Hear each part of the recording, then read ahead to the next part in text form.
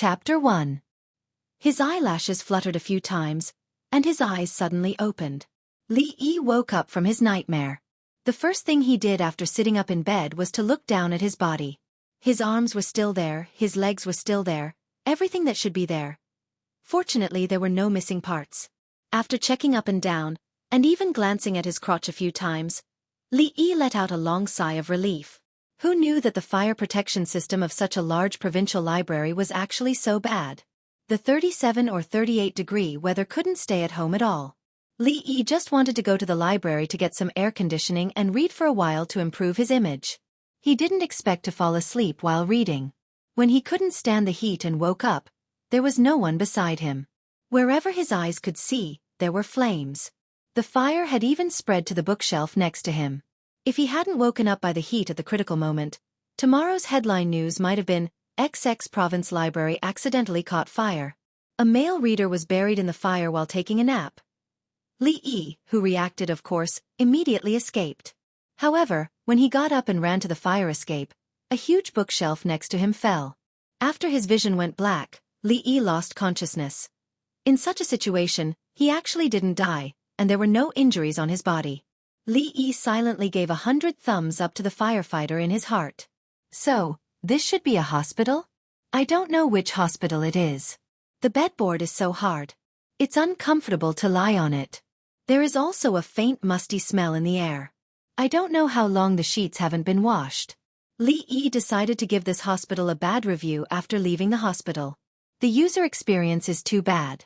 He looked around. There was a simple bed made of 2 wooden planks, a shabby short table, and a few tattered thread-bound books on the table. There was not even a television. This hospital was really shabby. Wait a minute. What's that at the corner of the table? An oil lamp? How is this hospital?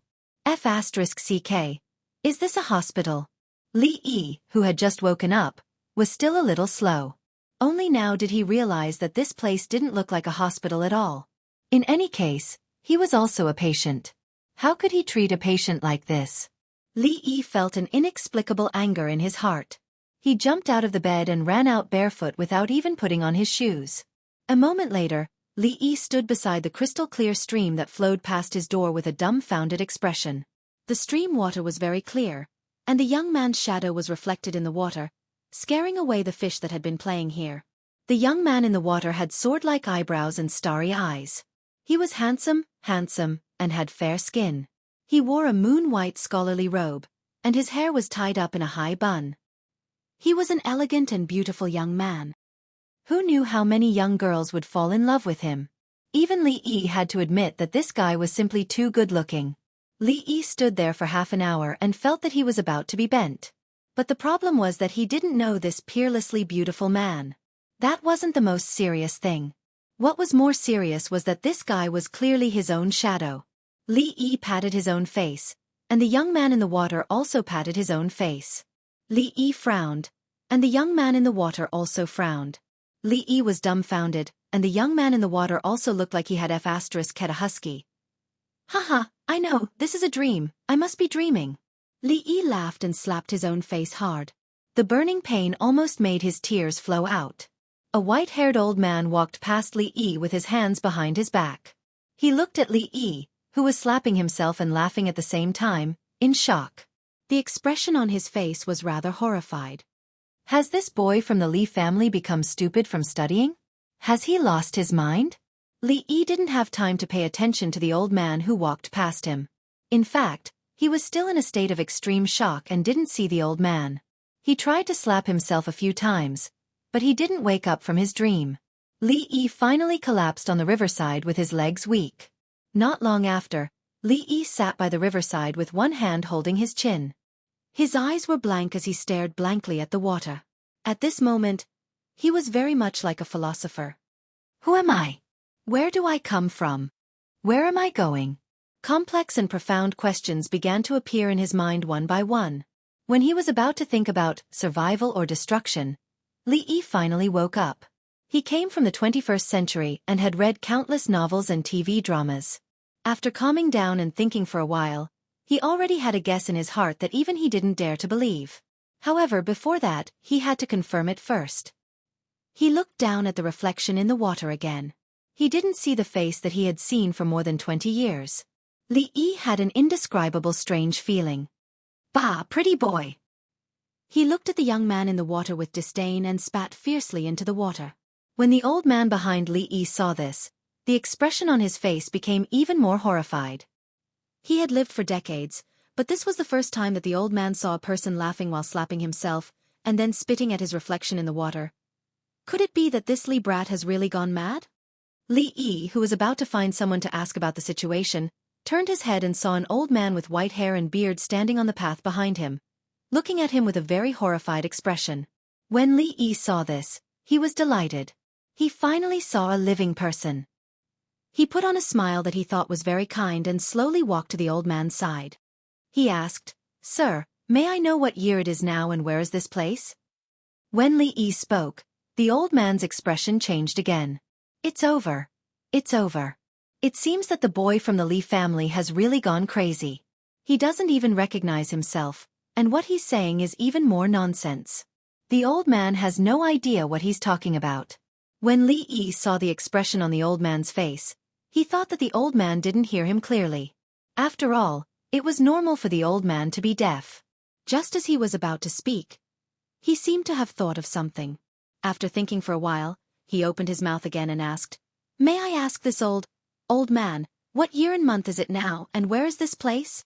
This time, the old man finally understood what Li Yi was saying. He let out a long sigh, and the expression on his face was extremely regretful. He really didn't expect that such a quick-witted boy, who was also extremely handsome, would actually study so much that he became stupid. He could actually forget these things. He originally thought that if he was successful in his studies in the future, he might be able to bring glory to his family, and the Li family village would also be honored. Then, he would marry his unmarried granddaughter to him. But now, sigh God, what kind of sin had he committed? Seeing two strong men carrying hoes walking over from afar, the old man hurriedly waved at them and shouted, "Dazhuang, you two brothers, come over quickly. This boy from the Li family has probably lost his mind. Don't let him run around.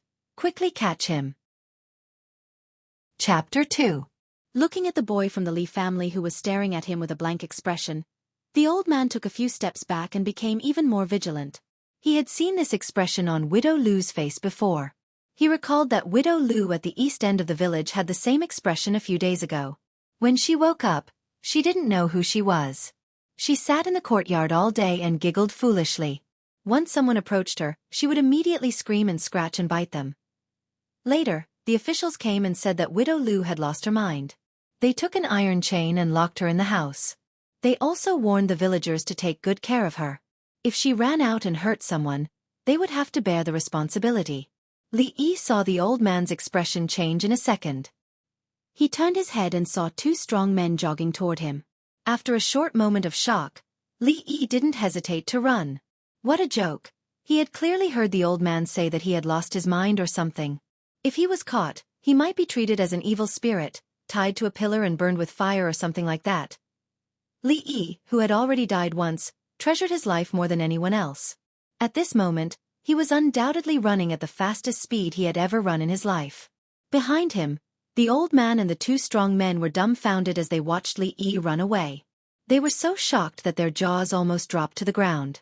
No one had expected that the boy from the Li family, who was so weak that he had to rest for a long time after taking 2 steps, could actually run so fast.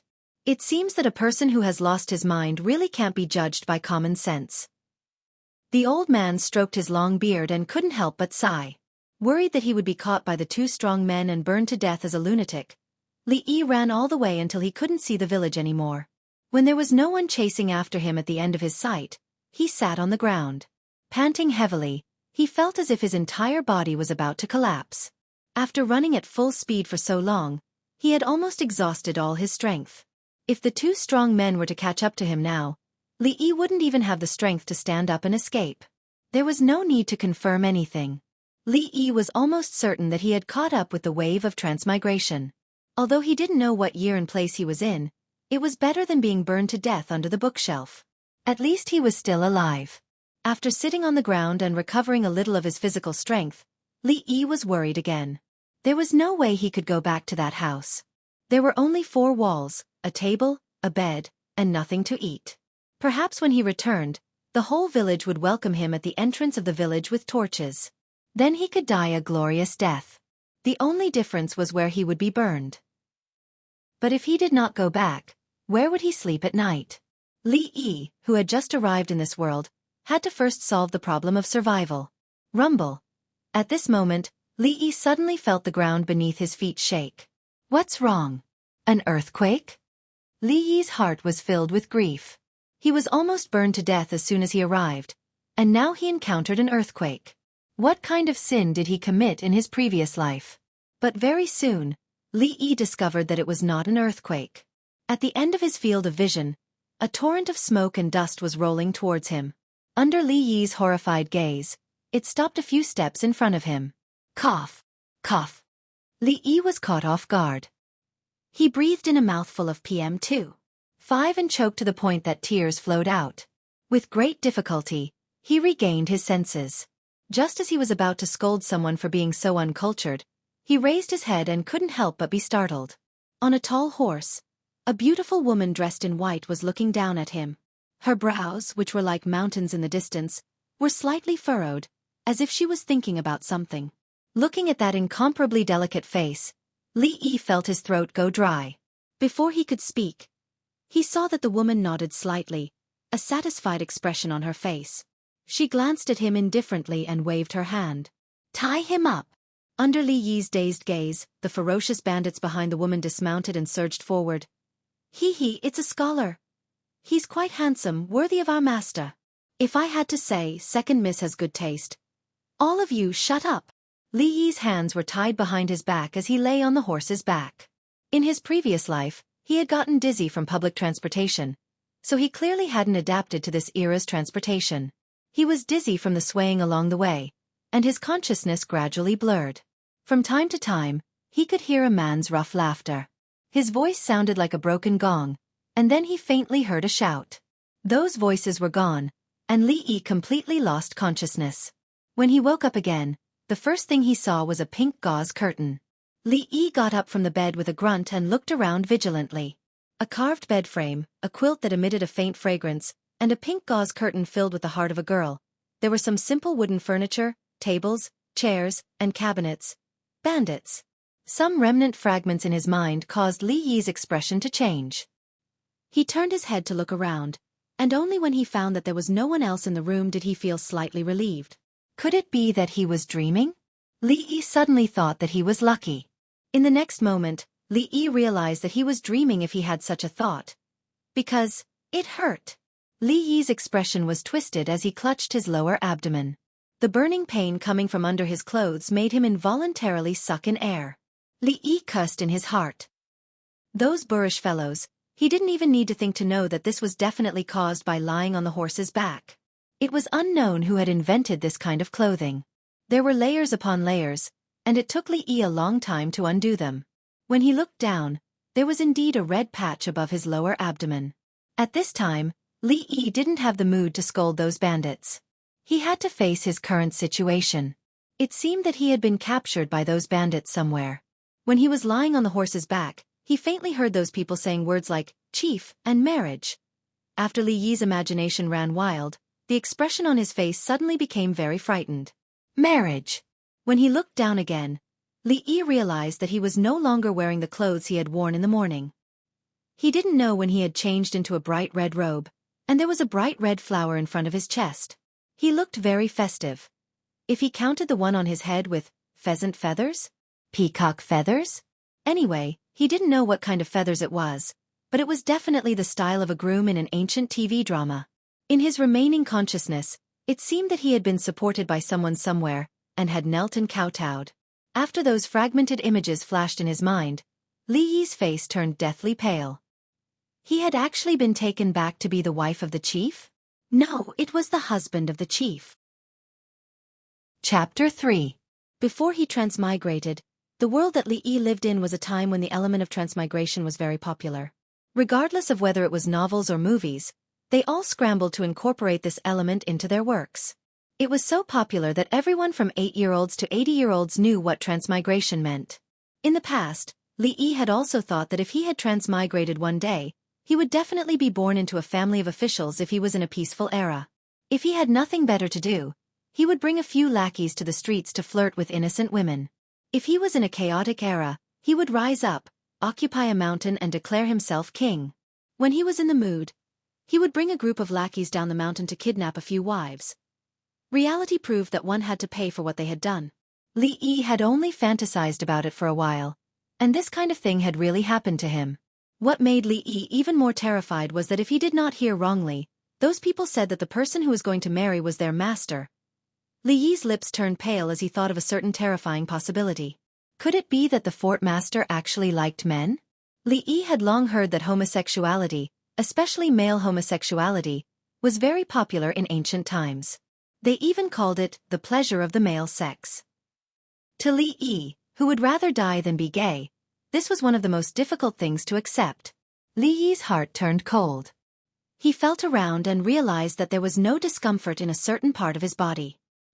He could not help but let out a long sigh of relief. Fortunately, his chastity was still there.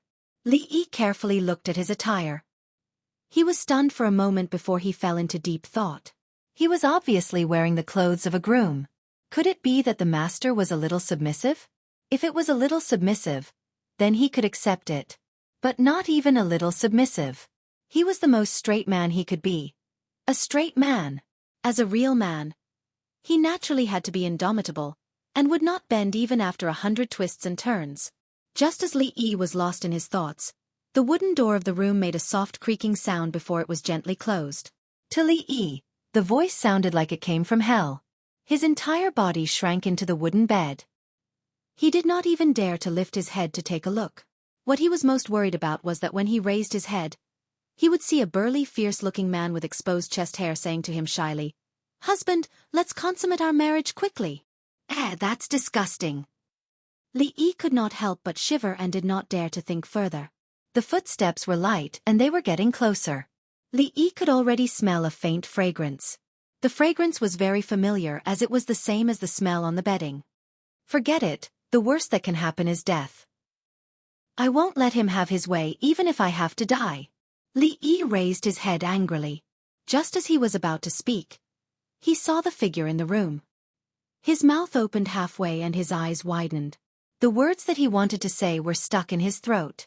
Her skin was creamy, her eyes were limpid, her nose was straight, her lips were moist, and her teeth were like jade. The ancients always liked to use such words to describe beautiful women. Li Yi had always thought that it was just a literary exaggeration. In layman's terms, it was just bragging. Her skin was creamy, her eyes were limpid.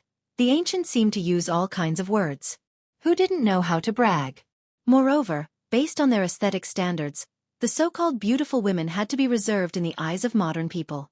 Li Yi had once seen pictures of the imperial concubines of the Qing dynasty on the internet. They were horrible to look at. It was said that those imperial concubines were selected from thousands of beautiful women. Li Yi suspected that after a long time, those imperial concubines would have some psychological barriers. But when this woman stood in front of him, Li Yi felt that any words of praise could not be used to describe her. She just stood there quietly. Her white dress was curling up, her beautiful hair was like clouds, and her figure was slender and graceful. Li Yi estimated that she was at least 1.7 meters tall.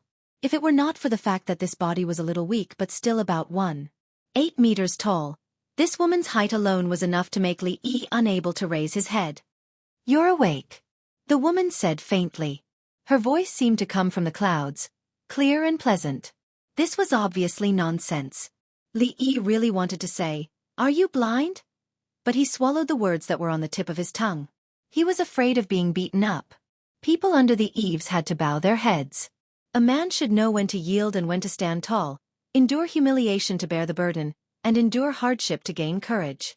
After comforting himself like this in his heart, Li Yi nodded in humiliation. At that moment, he even had the urge to knock out this beauty in front of him and run for his life. Although this body was a little weak, Li Yi was still very confident in dealing with a weak woman.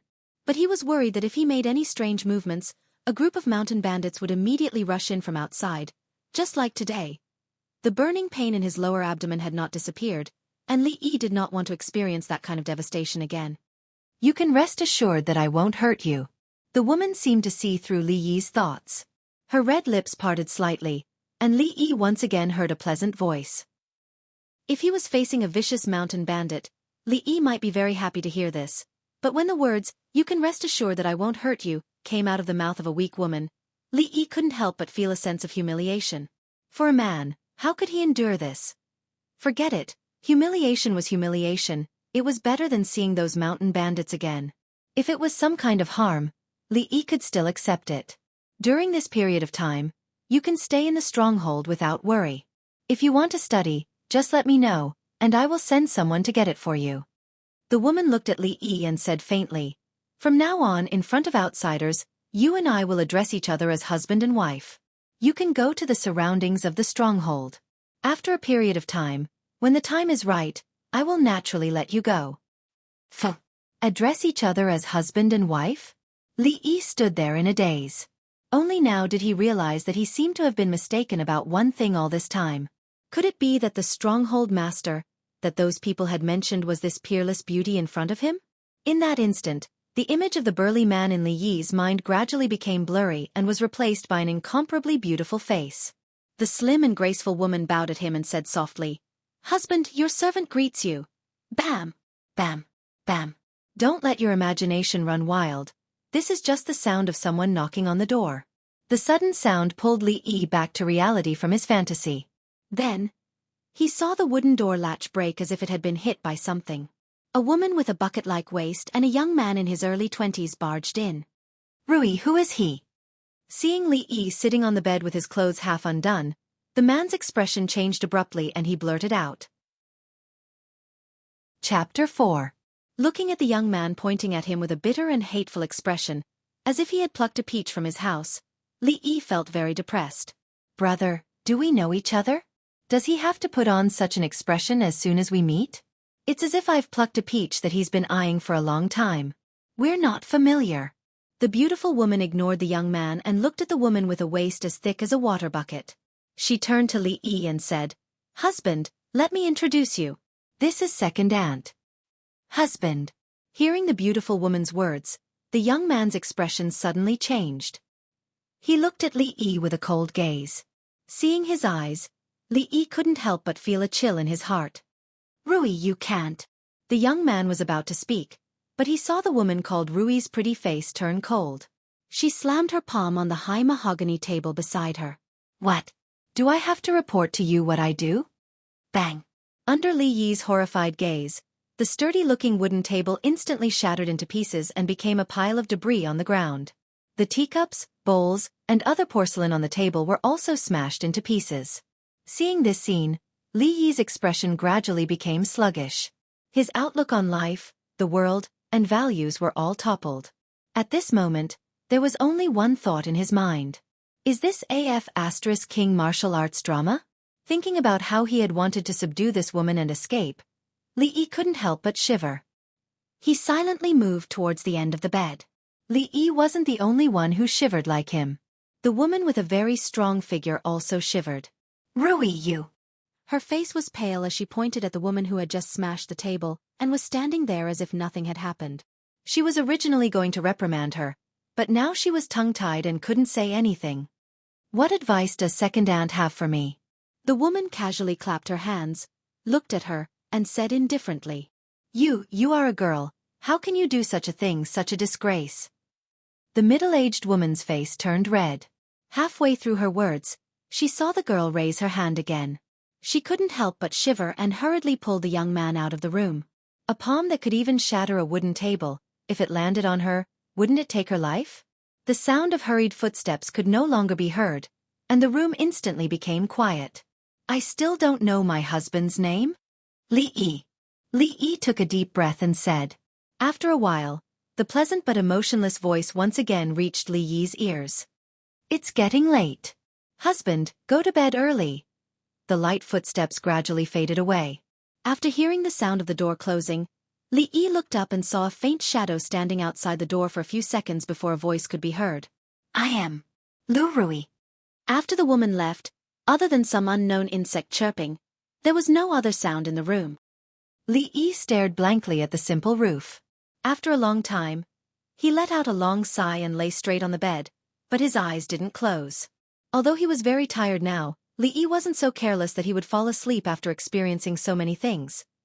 The library fire, the unimaginable transmigration, almost being caught and burned to death by an old man he didn't know, luckily escaping, and then being captured by bandits to become the husband of the stronghold. Who knew what would happen tomorrow?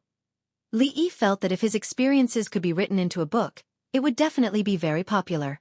However, he wouldn't dare to write it now even if he had 10 guts. If others found out that he had such strange and dazzling ideas in his head, they definitely wouldn't praise him for having a great imagination. They might even grill him over a fire. Forget it, I don't want to think about this anymore, it's tiring. The most important thing now was to figure out what dynasty he was in and where he was in before making other plans.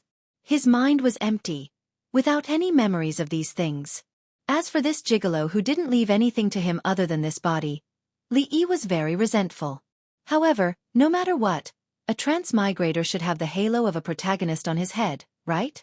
His brain was filled with so much knowledge that was hundreds and thousands of years ahead of this world.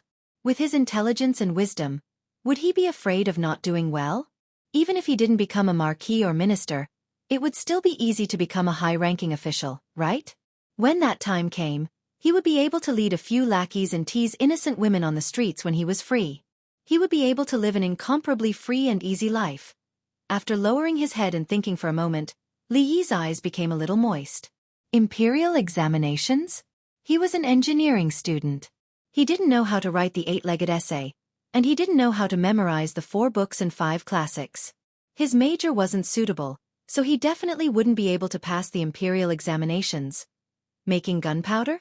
Although in the future, the formula for gunpowder could be easily found on the internet, who the hell would bother to do that? Relying on advanced scientific knowledge? Astronomy, geography, bioengineering, even if Li Yi was very clear about these things, he couldn't explain them. Before he transmigrated, he still couldn't convince his mother to change her mind about letting him go on a blind date immediately, let alone trying to change the ancient people.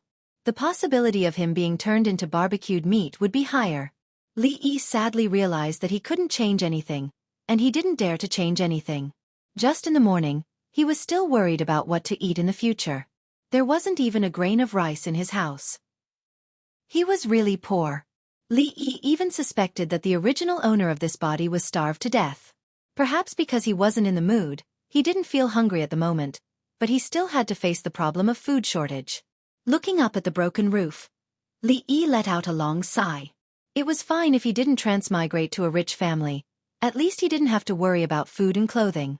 But now, he couldn't go back to the village, and even the place to live. Li Yi suddenly jumped up from the bed. Place to live? Wasn't this place now? Although it was a little shabby, it was much better than his previous house. Food. What a joke. Was there a need to worry about this? Would bandits lack food? Since that beauty still needed his help, he naturally wouldn't starve to death. Wife. He didn't have to be forced by his mother to go on a blind date. He didn't have to buy a house or a car. Although he was visiting, his wife in name was not even comparable to those superstars in the future. Thinking about it this way, being the husband of a bandit, it didn't seem like a bad thing. He didn't have to work like a dog every day, and when he got home, he had to count how many years it would take to buy a house of his own with his meager salary. House. His wife was the leader of the bandit stronghold. The entire mountain outside was his. Thinking of this, Li Yi suddenly became enlightened. What was a first-rank official? Being a nobleman was meaningless. I was going to be the king of bandits. The man. Chapter 5. Bang. The young man punched the willow tree beside him. The trunk, which was as thick as an adult's arm, shook violently, and the leaves rustled and fell. Bitch, how dare you do this to me? Under the night sky, the man's face was purplish-red, and the veins on his forehead were bulging. He looked quite ferocious and terrifying. The middle-aged woman next to him sighed and said, Rui has been stubborn since she was young. Once she has decided on something, no one can change it. Tomorrow, I will ask second granduncle to talk to her. His words should have some effect. If it still doesn't work, then let's drop this matter. I think that Rui girl is not bad. If you treat her. As the middle-aged woman spoke, she seemed to think of something when she mentioned this name. Her expression instantly became a little unnatural. She coughed twice and didn't speak anymore. Hearing the two words Rui, the young man's mind also appeared with a delicate face that was not inferior to that of the absolute beauty just now. His heart was slightly moved, but this impulse only lasted for a moment and immediately disappeared.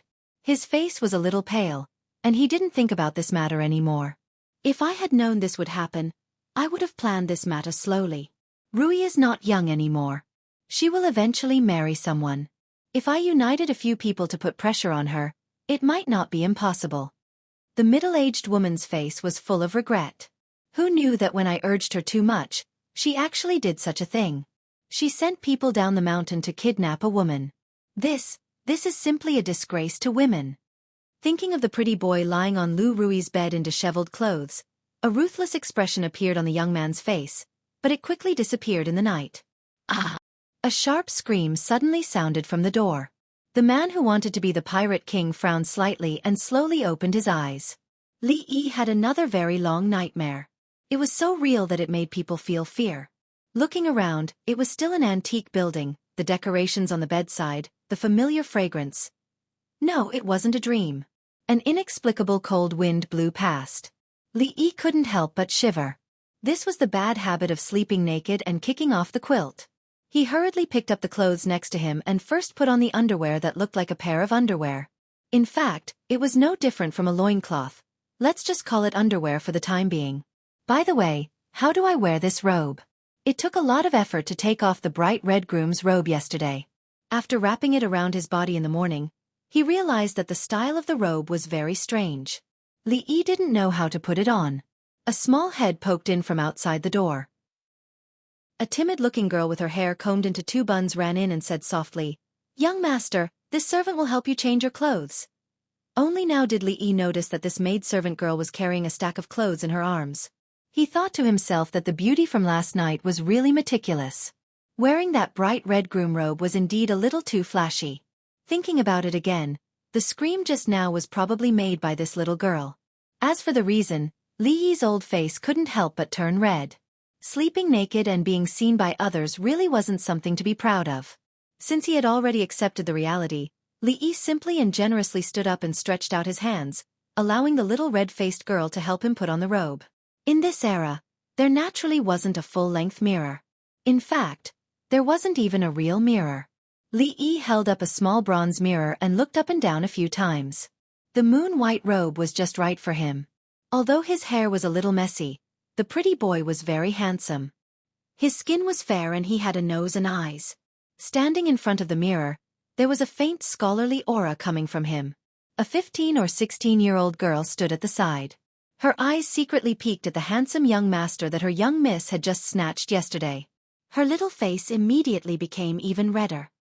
Son-in-law is really handsome. Much better looking than second aunt's nephew. Just when Li Yi was looking at the mirror and feeling sorry for himself, the little girl seemed to have thought of something and quickly ran out. After a while, she ran back and carrying a thick stack of books. Young master, young miss said if young master wants to study, just tell this servant. The only wooden table in the room had already been heroically sacrificed last night. The little girl ran in and looked around. Finally, she put the books in her arms on a low stool at the side and said while panting. There was still a big difference between ancient and modern characters. Li Yi glanced at the book on the top. Just by looking at the title, he knew that it was definitely not simplified Chinese. This made him even more determined not to take the crooked path of the imperial examinations. How good was it now? He didn't need to work hard or struggle. At the age of 17, he could live a life of retirement at home. When the weather was good, he could go to his own mountain and patrol his territory. What could be more comfortable than this? He casually picked up a book and flipped to the first page. Li Yi only felt a boom in his mind and his mind went blank. His consciousness seemed to be constantly drifting away. His vision was a little blurry. When Li Yi could see clearly again, the antique room had disappeared. The beautiful little girl beside him had disappeared. In front of him were rows of familiar bookshelves. When Li Yi raised his head, he could see the rows of neatly numbered books. I'm back again? Standing in the familiar provincial library, Li Yi muttered to himself. However, following that, His consciousness was once again flooded by a messy piece of information. In the room, the little girl looked at the young master who was holding a book and studying it seriously. Her beautiful big eyes revealed a light of admiration. She quietly closed the door and left. Annals of the Jing Kingdom. A moment later, Li Yi stood in the room. The book in his hand was called Annals of the Jing Kingdom. Every word in the book was deeply engraved in his mind. Even the words that were previously very rare to him became very familiar. What the hell is this? Li Yi's face was dull and the heavy book in his hand fell to the ground. Fortunately, he had encountered enough unimaginable things in the past 2 days. Li Yi was not so scared that he collapsed to the ground. After confirming that the content of the book had been completely engraved in his mind, he moved his mind and the scene just now appeared in front of him again. At this time, next to the bookshelf he was standing on, there was another row. However, there was only one lonely book on the newly added bookshelf. Li Yi glanced at it. If it was not Annals of the Jing Kingdom, what else could it be? Jing Kingdom. Although Li Yi was an engineering student with a terrible historical background, he also knew that in the 5,000 years of China, there was no such thing as Jing. What was this place? Why was the provincial library in his mind? What kind of F***king world is this? Chapter 6. In the long river of history, Li Yi could not find any familiar elements related to his memories. There were names of countries that he had never heard of, important events that he was unfamiliar with, and the wheel of history that had gone astray at some point in time. No, this wasn't going astray, this was clearly 2 carriages going in different directions. It was actually empty. He had thought that the development of history was in his hands, and that he could hug onto a very thick thigh, and it wouldn't be a problem for him to have a meteoric rise in the future. Now, all of this had become a pipe dream. The only thing that comforted him was that being a transmigrator still had its benefits. After all, his brain was filled with an entire province's library of books and information. Although most of the knowledge was useless in this world, there was one function that he was very satisfied with. Li Yi had already discovered that any book that he touched with his hands would immediately appear in his mind. As for the contents of the book, he could also grasp it in an extremely short period of time and memorize it very firmly. In this way, at least the language of this world wasn't a difficult thing for him. Although he didn't want to take the path of the imperial examinations, Li Yi didn't want to be illiterate. Otherwise, it would really be a waste of his pretty face. At the very least, he could recite poems, do some couplets, and seduce a little girl. Of course, these things could only be thought of now. Otherwise, he might end up like the wooden table that didn't provoke anyone last night. The chubby face of a young servant girl with some baby fat appeared in front of Li Yi. "Young master, it's time to eat." He didn't feel anything at first, but when the young servant girl stood in front of him with a tray, Li Yi felt an unbearable hunger in his stomach. It seemed that he hadn't eaten anything since yesterday morning. When he looked over, he was a little dumbfounded. On the tray, there was a lonely porcelain bowl. There was porridge in the bowl, and only a few grains of rice could be counted at the bottom. It was so thin that it could even reflect Li Yi's handsome face. "You usually eat this?" Li Yi looked at the young servant girl and asked with some uncertainty. The maid nodded, completely crushing Li Yi's hopes. He had thought that he would be able to live a happy life without worrying about food or clothing, but now it seemed that even a bandit's family didn't have any surplus food. As it turned out, porridge was still porridge. To Li Yi, who was so hungry that his chest was sticking to his back, this wasn't porridge, it was his life. He didn't know if it was an illusion, but Li Yi actually felt that this was the best porridge he had ever eaten in his life. After 2 mouthfuls, the bowl of porridge was almost empty. Li Yi put down the bowl and looked at the maidservant eagerly. The girl blushed a little under his gaze. She took a step back and said in a soft voice, "Son-in-law, there's no more." When Li Yi heard this, his expression changed. Life here was different from what he had imagined. It seemed that he had to change his idea of retiring. At the very least, he had to solve the problem of food first. As a qualified foodie, Li Yi felt that he would go crazy if he ate this kind of porridge every day. After a bowl of porridge, at least he didn't feel that hungry anymore. Li Yi also felt a little better. Second young miss. While Li Yi was lost in thought, the young servant girl inadvertently turned around and suddenly bowed in the direction of the door. Li Yi instinctively looked back and saw an extremely beautiful girl dressed in white walking in from the door. The moment he saw this girl, Li Yi's expression changed and he couldn't help but take 2 steps back. He looked at her with a vigilant expression and said, "You? What do you want?" The girl's appearance was delicate and charming. She was not inferior to the absolute beauty that Li Yi had seen the night before. Her white clothes showed off her exquisite figure. When she saw Li Yi's actions and expression, the girl looked at him with a faint disdainful expression. Li Yi would never forget that this girl had sat on a horse and waved at those ferocious bandits. Then, his tragic life had begun. Even now, his lower abdomen still hurt faintly. The reason why he was in his current situation was all thanks to this demon-like girl.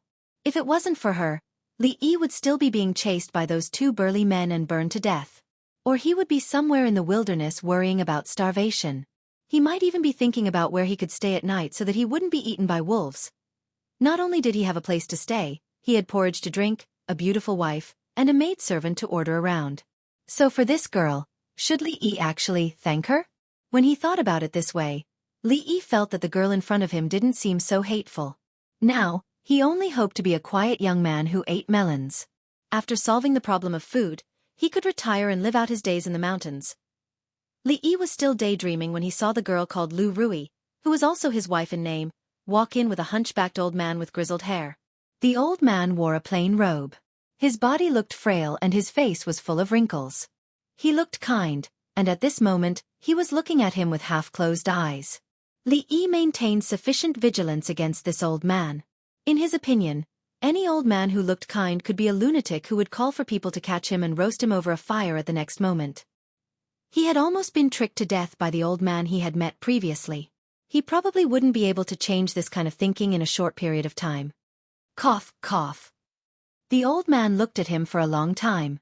Finally, a satisfied look appeared in his murky eyes. He nodded and said, "It's good to be a scholar, it's good to be a scholar. This handsome appearance is much better than the distant nephew of second brother's wife's wife. Qu'est-ce.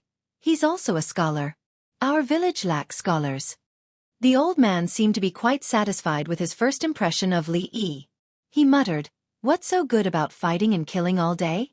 Unbearably vulgar. Unbearably vulgar. To think that your great-grandfather was also a scholar. This bunch of disappointing people didn't inherit any of his abilities." The girl in white looked at the old man proudly and said, "Of course, don't you know who chose him?" "Good, good." The old man laughed and waved his hand. He said, "Mr. Chin of the school broke his leg a few months ago. I'm afraid he won't be able to stand up again. The little guys have been making trouble in the village all day, and I'm annoyed to see them. Now it's good that we Willow Leaf Village don't raise idle people. It's good to let him go to the school to be a teacher, so that those little guys can't always hang around in front of me." "Listen to second uncle," the girl called Lu Rui said softly. Li Yi stood there in a daze. He had a feeling of being treated as heir, and his sense of existence was extremely low. This matter was related to him. Why did they make such a hasty decision without asking if he had any opinions? Teacher? He was ready to retire. Who would want to do such a boring thing? Chapter 7. The matter of being a teacher at the school in Willow Leaf Village was happily decided. As a newcomer, Li Yi was not familiar with everything here, so he did not dare to raise any objections. Of course, he had been complaining about the fact that there was a school in the bandits' village for a long time. As a bandit, they should learn professional knowledge such as fighting and robbing. Why should they go to school? Couldn't they learn something better? Could they become a qualified bandit in the future if they learned these things? Did they expect them to be the top scholar in the future? It had to be said that the ancient people's concept of education was very backward. Although education should start from a young age, they were obviously going the wrong way. Moreover, how would Li Yi know how to teach? What to teach them? The self-cultivation of a bandit? The basic etiquette of robbing?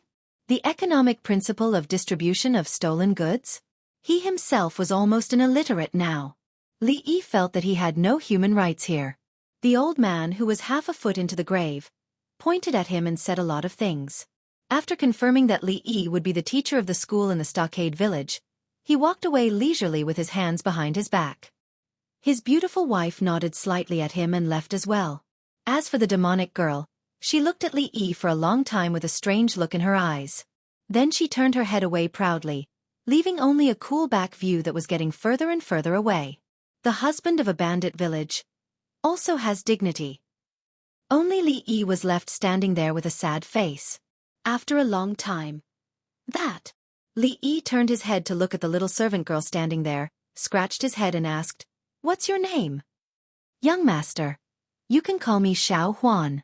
The girl with 2 buns rubbed the corner of her clothes uneasily and said softly, "This little servant girl is so shy." Li Yi looked at the girl with interest and then asked, "Xiaohuan, where is the kitchen? Is there anything to eat?" For a person who had been starving for God knows how long, a bowl of porridge was not even enough to fill the bottom. In just a short while, Li Yi's stomach was hungry again. The servant girl was startled at first, then she shook her head and said, "We don't have much food at home. Normally, we only have 2 meals a day."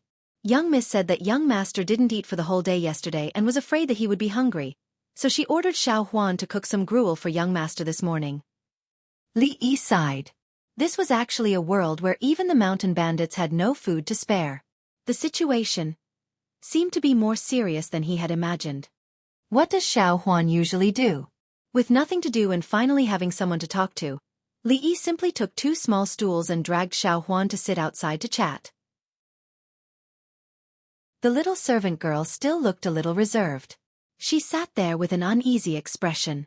She said softly, "Xiao Huan usually serves by Mrs. side. Son-in-law has just arrived." Miss said to let Xiao Huan serve son-in-law for a period of time. Honestly speaking, other than not being very passionate, this wife-in-name treated him very well. This was something that Li Yi had to admit. At the moment, he basically knew nothing about this place. At this moment, Xiao Huan became the only way for him to know about this mountain village. It seemed that this young master was not only good-looking but also very approachable. The servant girl gradually let down her guard.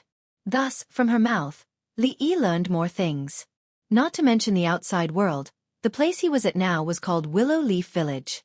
According to common sense, if a place was called something like a ravine or a village, it was definitely not a good place. When Li Yi watched movies and TV dramas before, whenever a mountain village was mentioned, there was always a place called Black Wind. Although the Willow Leaf Stockade didn't sound as domineering as the Black Wind Stockade, their nature was basically the same. Everyone was a bandit. Those who liked a rough style were called the Black Wind Stockade.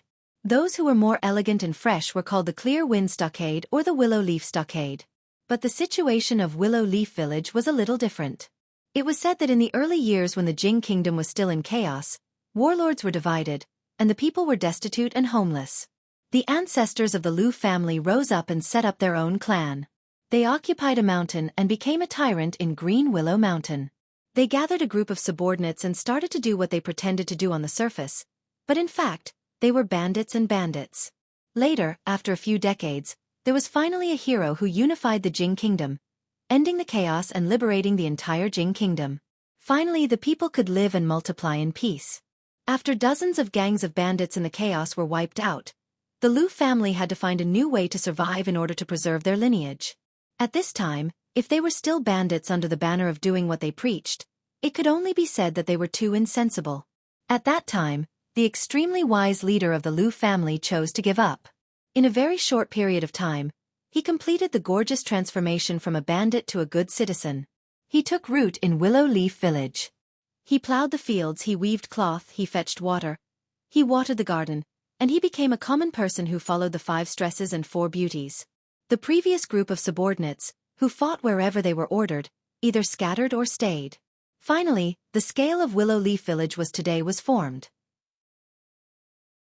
However, even though the real ruler of Willow Leaf Village was the Lu family had long fallen apart and could not unite. The head of the direct branch of the Lu family died early, and now there were only 2 sisters, Lu Rui and Lu Rui. Although Lu Rui was still the leader of the village on the surface, in fact, the other branches of the Lu family had long been dissatisfied with her, and secretly schemed for the resources of the direct branch. If it were not for Lu Rui's tough means and a group of old brothers who were loyal to the direct branch of the Lu family, perhaps the direct branch would have been dead long ago.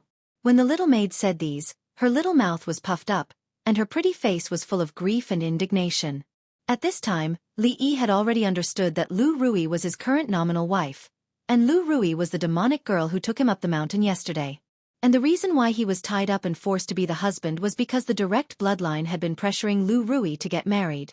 Once she got married, wouldn't the direct bloodline's resources be divided up by them? Therefore, Li Yi became the first business of the mountain bandits again. No wonder that the young man looked at him like that night. He really took the peach from him. No, he was taken by the peach. The little maid went away nagging. Li Yi looked up at the sky, and his heart was a little hazy. The situation was not optimistic. Unconsciously, he had already substituted himself in his current identity.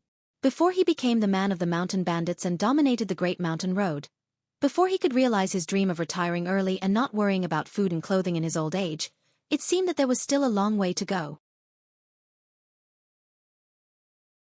Fortunately, the young maidservant who was standing at the door and peeking did not see the son-in-law doing anything else. By the time she felt slightly relieved, Li Yi had already walked out of the kitchen. Li Yi sat on a large rock in front of the door. He rested his chin on one hand and stared at the sky in a daze. He did not expect that even the family of the chief of the stronghold would live in such poverty in such a large mountain stronghold. He thought that the other people's lives should be similar or even worse. However, when he thought about it, it was not surprising that this was the case. They had given up being bandits and insisted on being good citizens. In the past, there was nothing to rob, but now they could only do it themselves. In this kind of era, the commoners who completely relied on farming to survive, to be able to struggle to survive and not starve to death was already their highest aspiration. Tui! Just as Li Yi was thinking about how he could improve his current life and at least move towards a well-off standard where he didn't have to worry about food and clothing, a mouthful of thick phlegm suddenly flew at him from the side. If he had not reacted quickly enough, this disgusting thing would have landed on his body. Turning his head to look, he saw that the middle-aged woman who he had met once before was standing at the side, looking at him with a face full of disdain.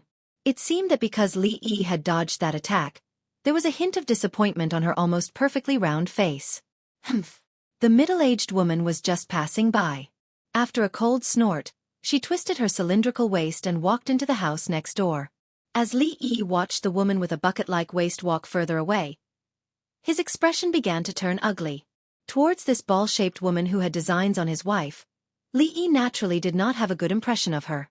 Now that he had not taken the initiative to provoke her, she actually wanted to plot against him. No man could endure such humiliation. Bang!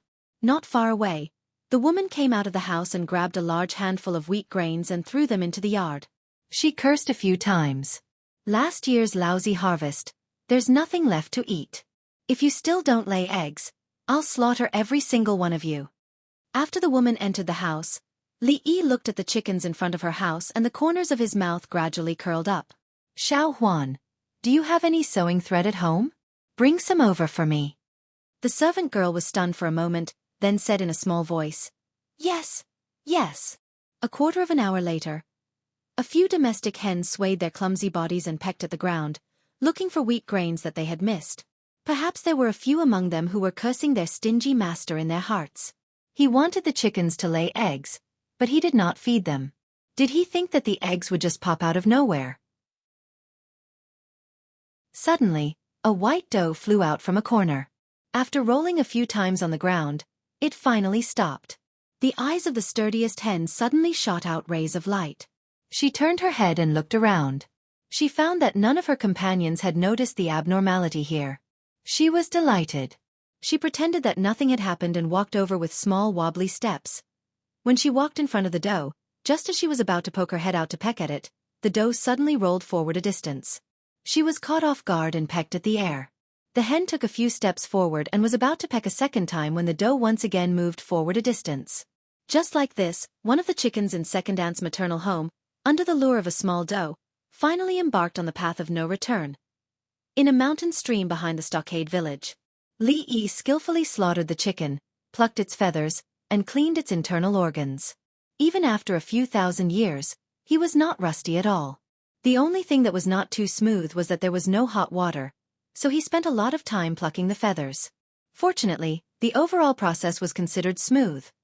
After eating 2 meals without oil, he could finally start eating meat this time. After this series of actions, the smell on his body was not very pleasant. Li Yi simply took a bath by the stream. When the sky turned dark, He used a coarse cloth that he had prepared to wrap the chicken that had been cleaned. He carried it in his hand and leisurely walked into the stockade village. "Son-in-law, where did you go?"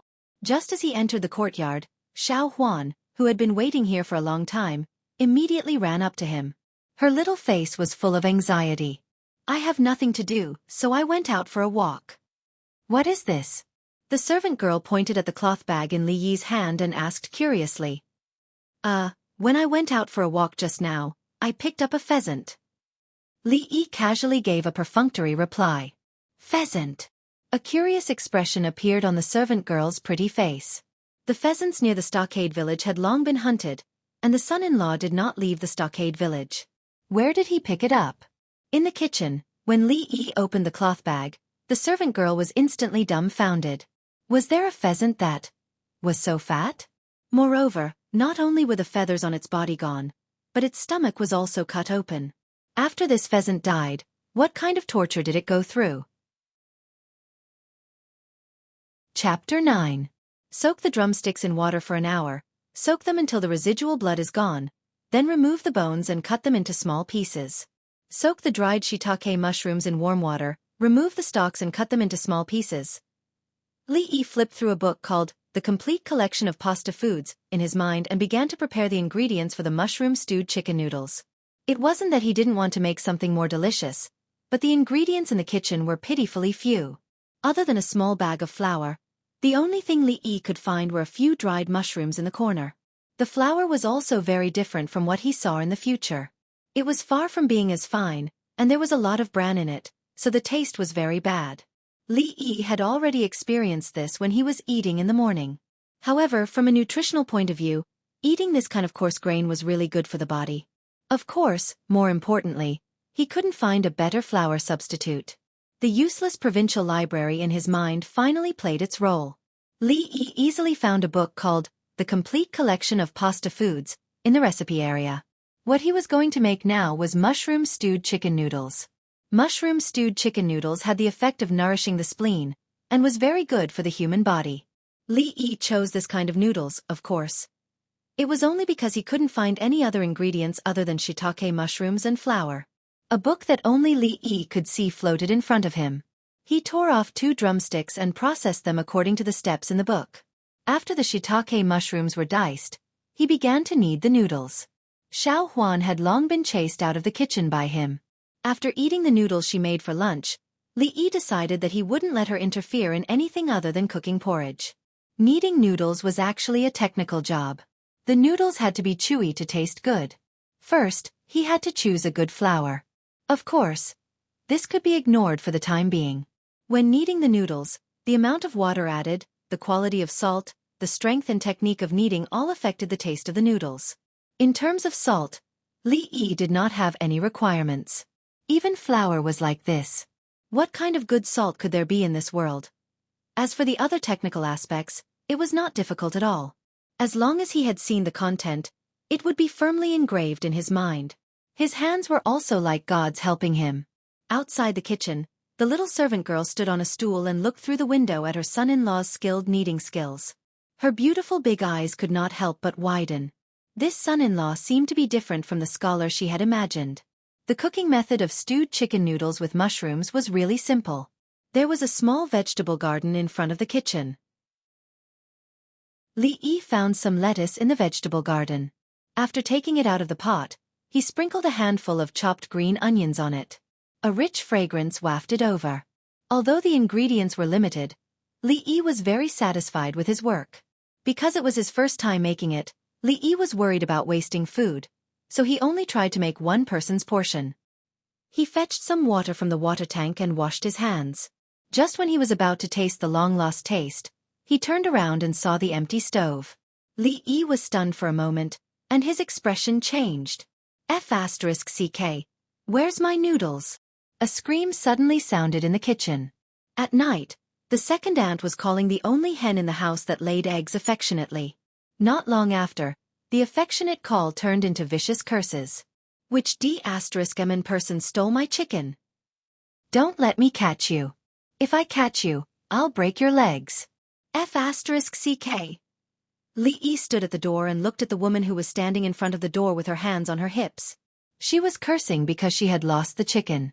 Thinking of the bowl of noodles that he had mysteriously lost, he shook his head and a deeply sympathetic expression appeared on his face. He closed the door and walked back into the house. It was a rare time for dinner, and only good food could not be wasted.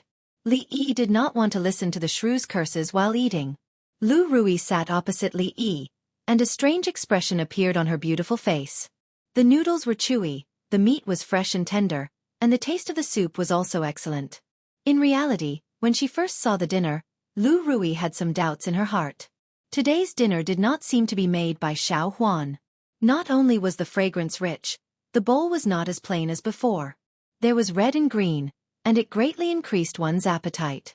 What made her feel even more strange was that it was not New Year's or any other festival, but there was actually some meat in the bowl.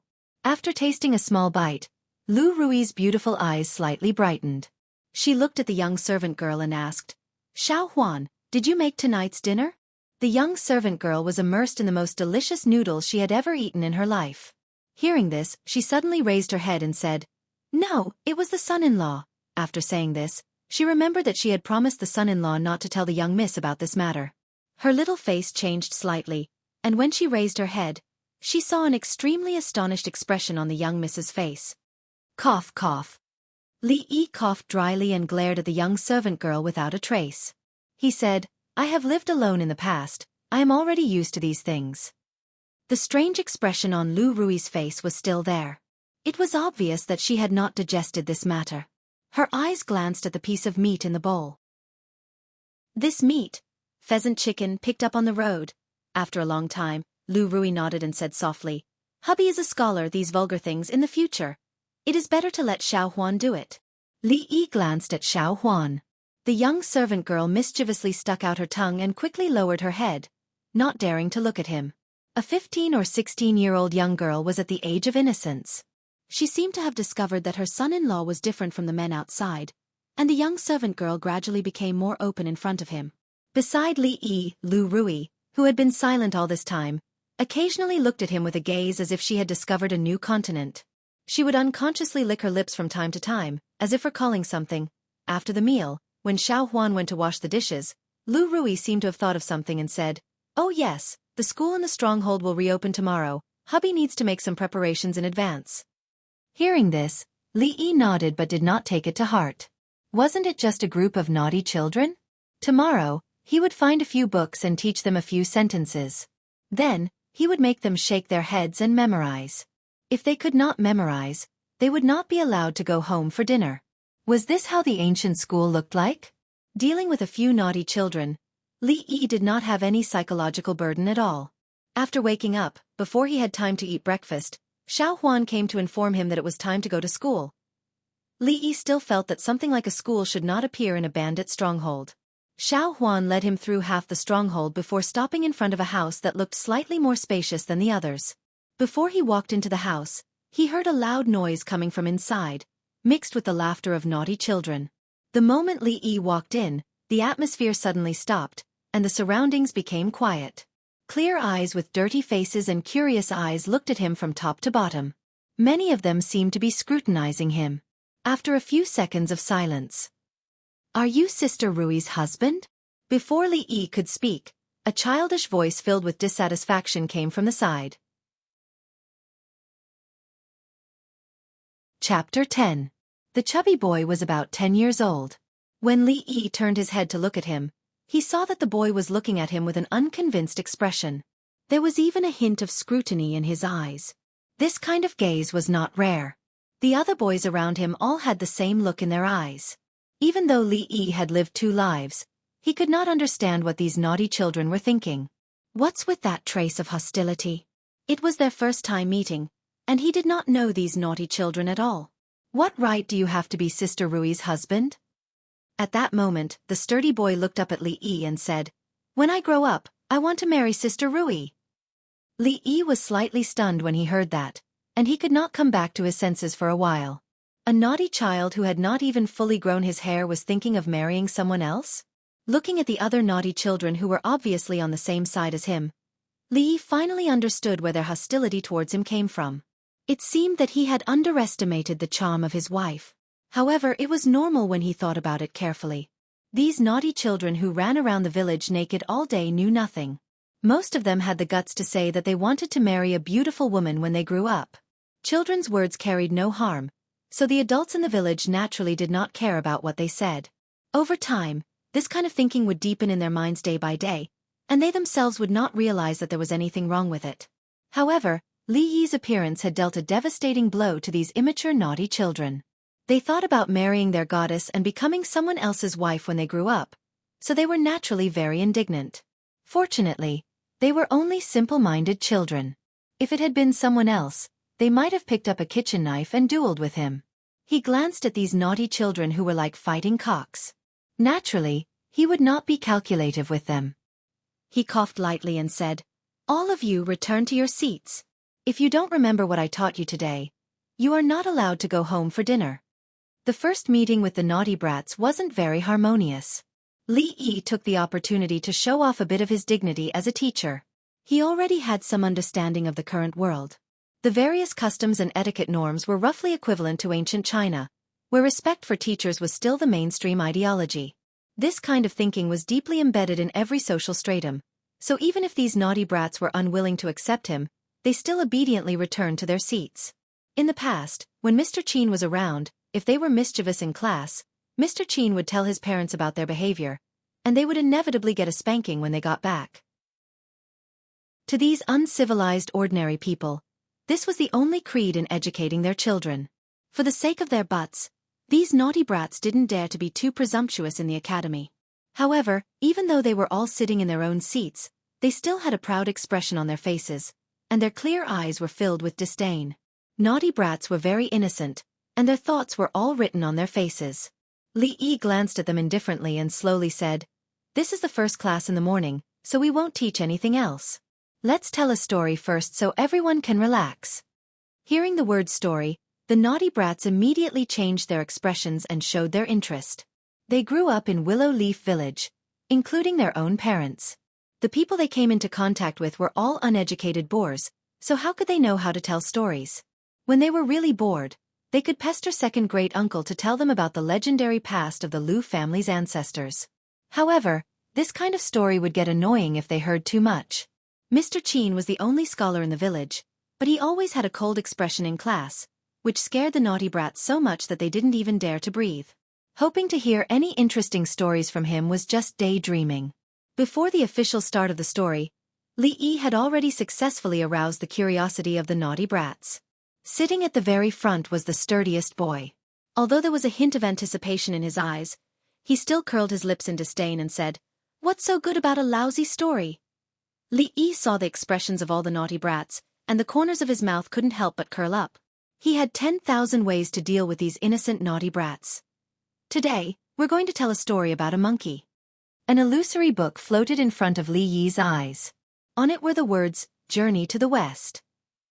Before the chaos was divided, the world was in chaos, and no one could see it.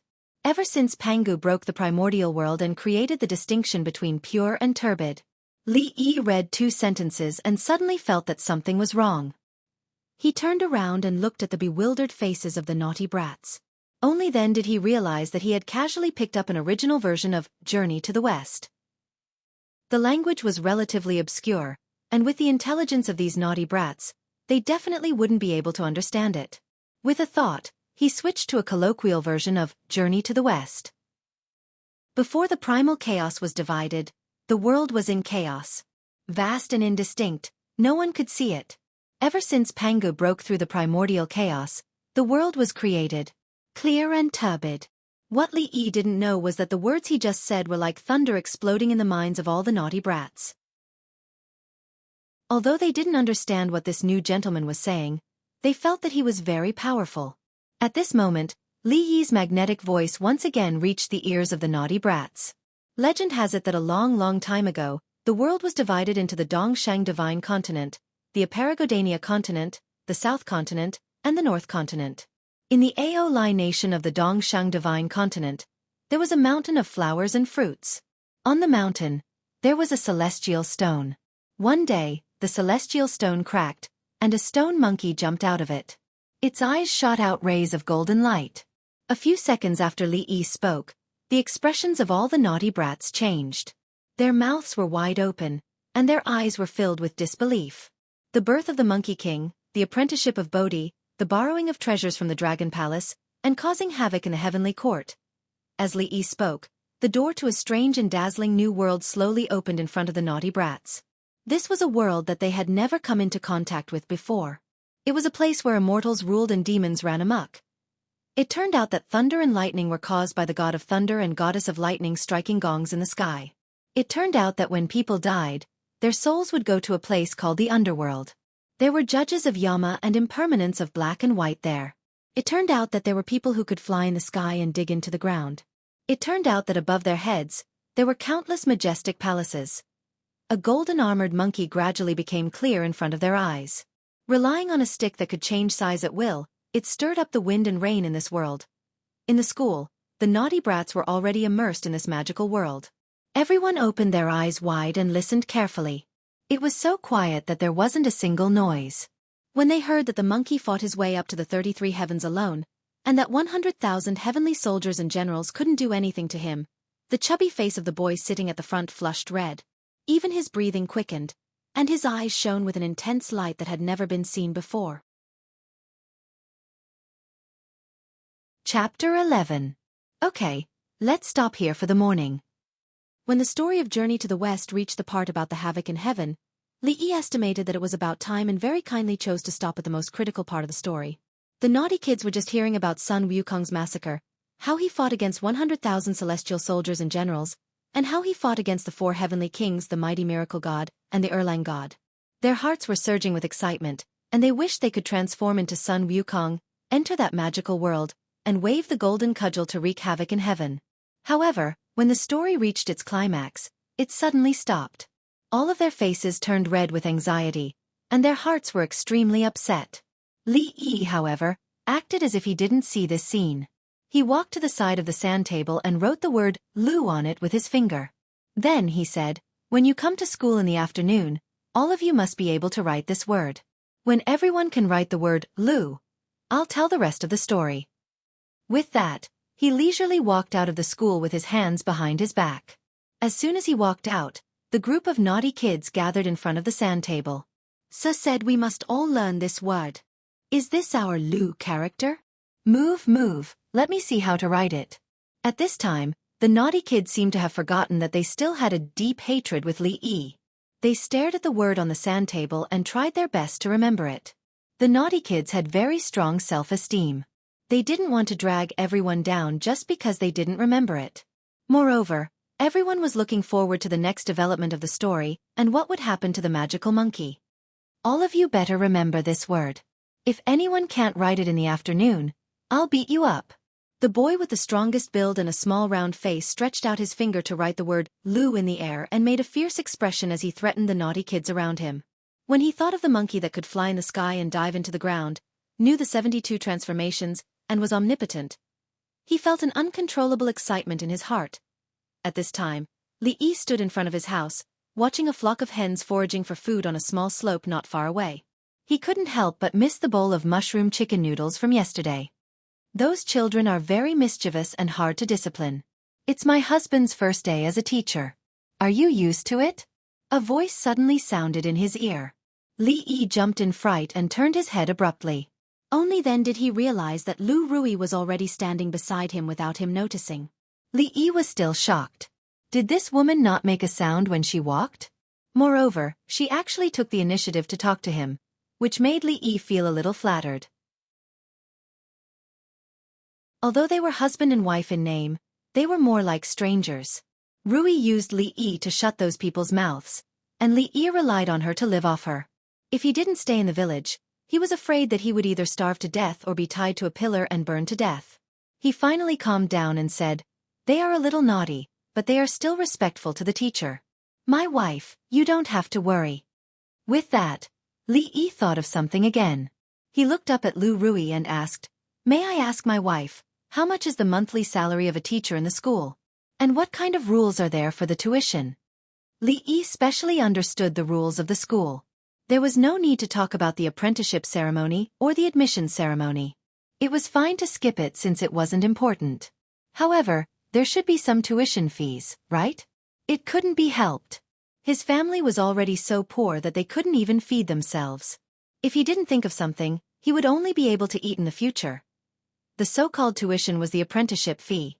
When a student and a teacher met for the first time, they needed to give a gift to show their respect. In his heart, Li Yi was still looking forward to relying on these tuition fees to improve his life a little. It seemed that she didn't expect that Li Yi would ask this question. Rui's expression froze slightly. After a moment, she looked at Li Yi and her expression became strange.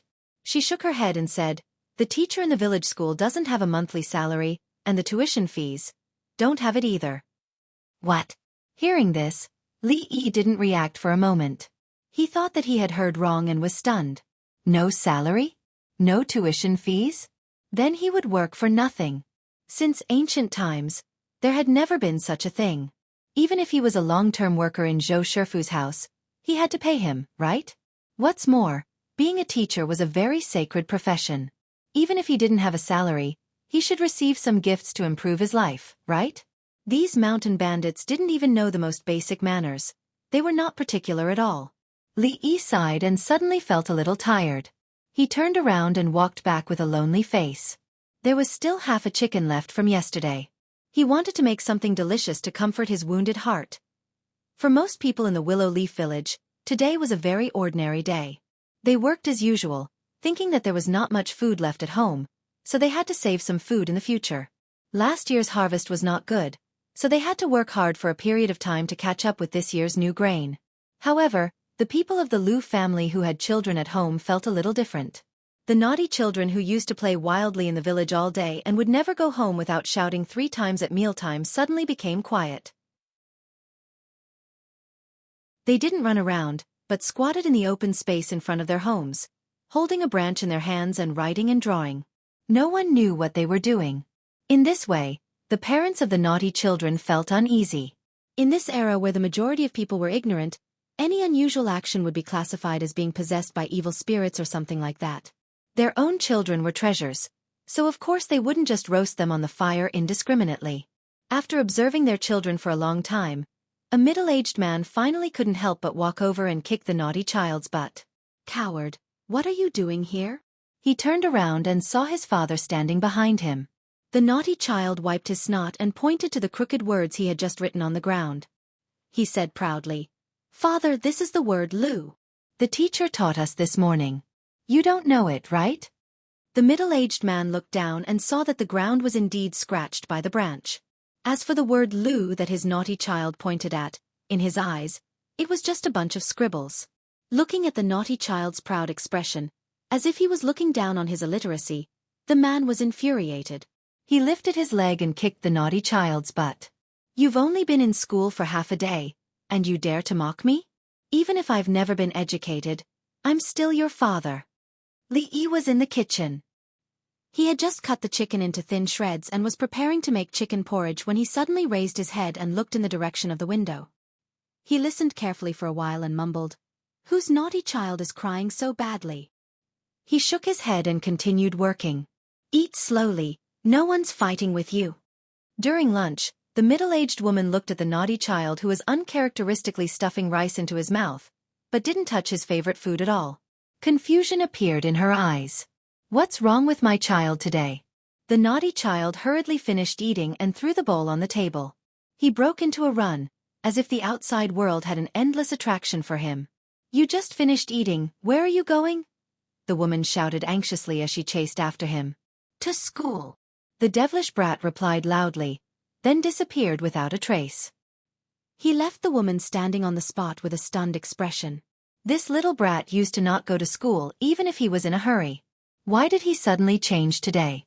Similar things happened in many families in Willow Leaf Village. At noon that day, all the naughty children's parents were collectively stunned.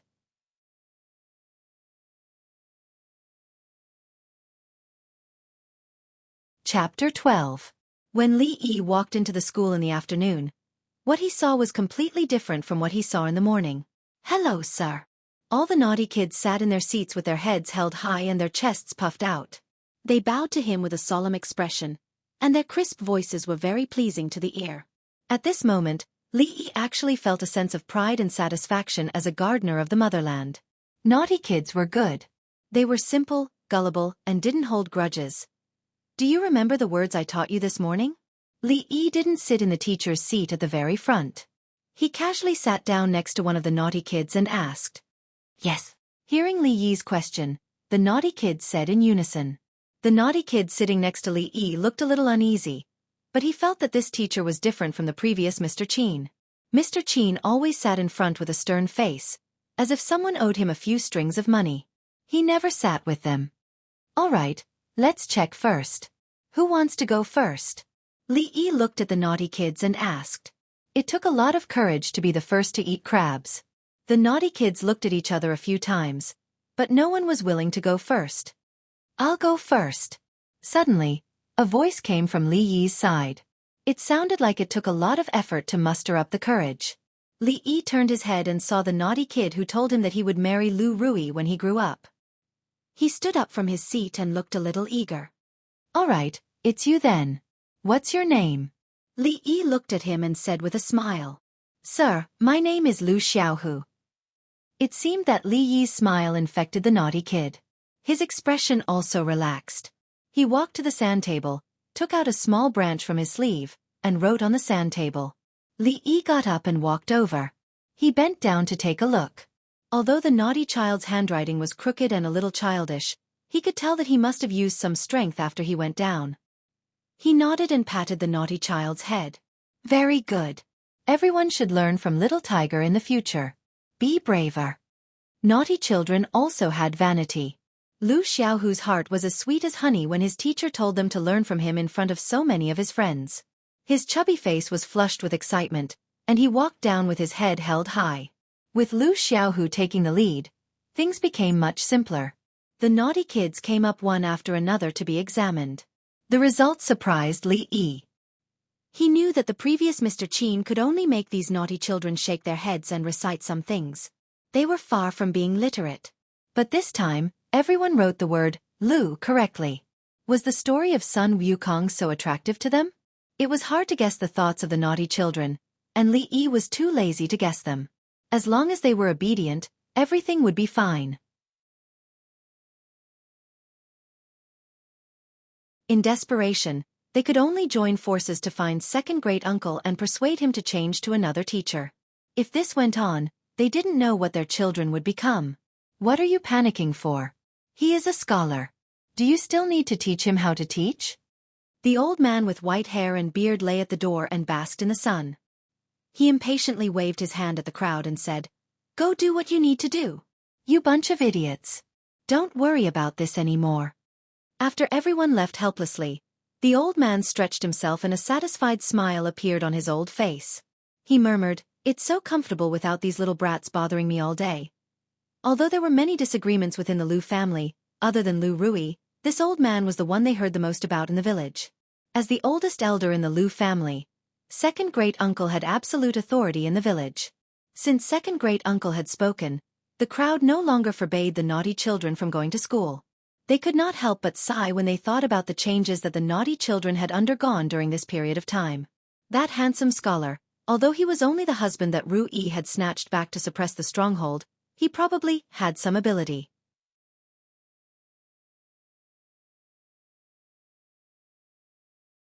Chapter 13.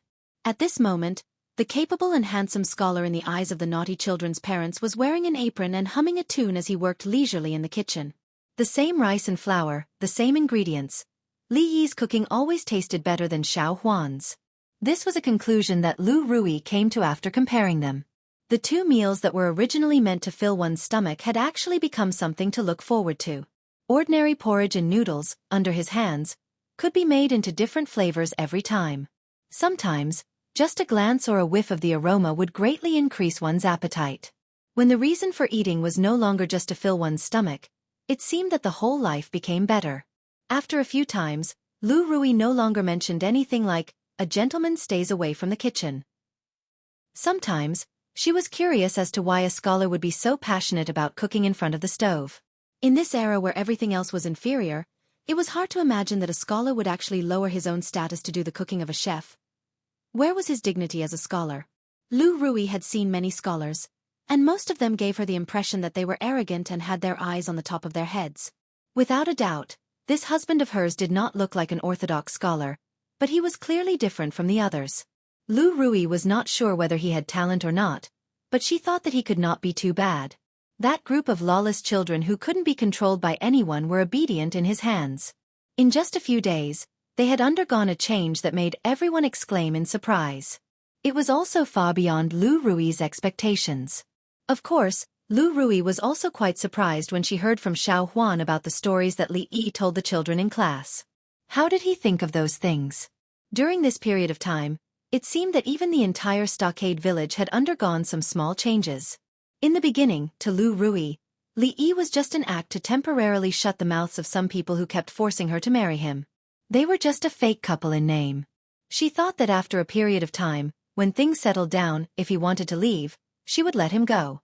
In fact, Lu Rui had made some preparations in her heart. She had predicted that he would resist and escape. But no matter what, he didn't expect that he actually didn't reveal any such thoughts from the beginning to the end. Instead, he integrated into this place at an unbelievable speed. Although they met every day, Lu Rui felt that she had never seen through him. What a strange scholar. Generally speaking, Li Yi was quite satisfied with his current life. This was a leisurely and joyful feeling that he had never experienced in his previous life. Every day, he just had to cook and give lessons to the naughty children. It wasn't difficult at all. It was so relaxing that it was hard to describe. As for escaping, why run?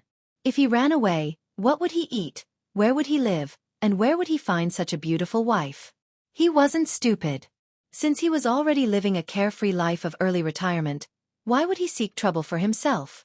Li Yi had always felt that he was a person who was easily satisfied. This was a good thing. Hello, teacher. When he walked into the school, the naughty children were already seated properly. They were well-mannered and had a faint look of anticipation on their faces. Before the end of the previous day, Li Yi had once again pinned the end of the story on a huge cliffhanger. The naughty children were probably already impatient.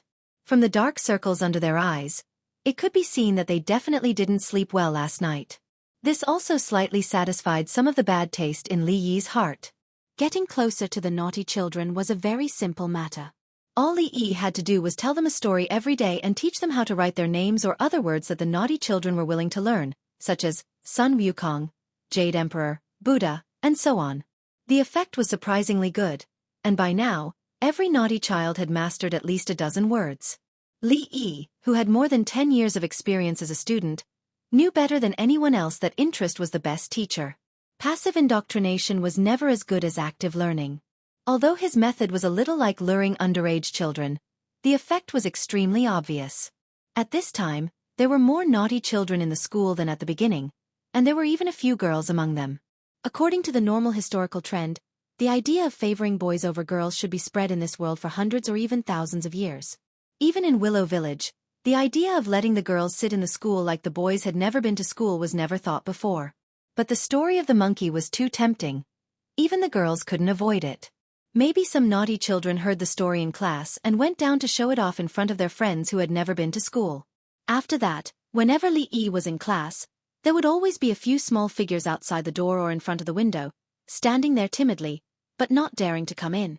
Li Yi had never been poisoned by the idea of favoring boys over girls. Since they liked it, he let the girls come in and listen to it together. It had been a few days. However, sometimes some embarrassing things still happened. Every naughty child had a dream of being a hero, and everyone wanted to become the omnipotent Sun Wukong. When Lu Xiaohu was arguing with a little girl about who Sun Wukong was, because of his clumsy mouth, he didn't know where the inspiration came from. He directly took off his pants, pointed at a little thing that had just begun to develop, and said confidently, "Sir said that the monkey is male and has a little thing. I have a little thing but you don't, so I am Sun Dashing." Lu Xiaohu's reason was so good that no one could find a word to refute it. Even Li Yi was speechless. After the little girl was stunned for a moment, she didn't know if she was sad that she couldn't be Sun Wukong, but she burst into tears. Lu Xiaohu also cried, because the little girl went home and told the whole story to her parents.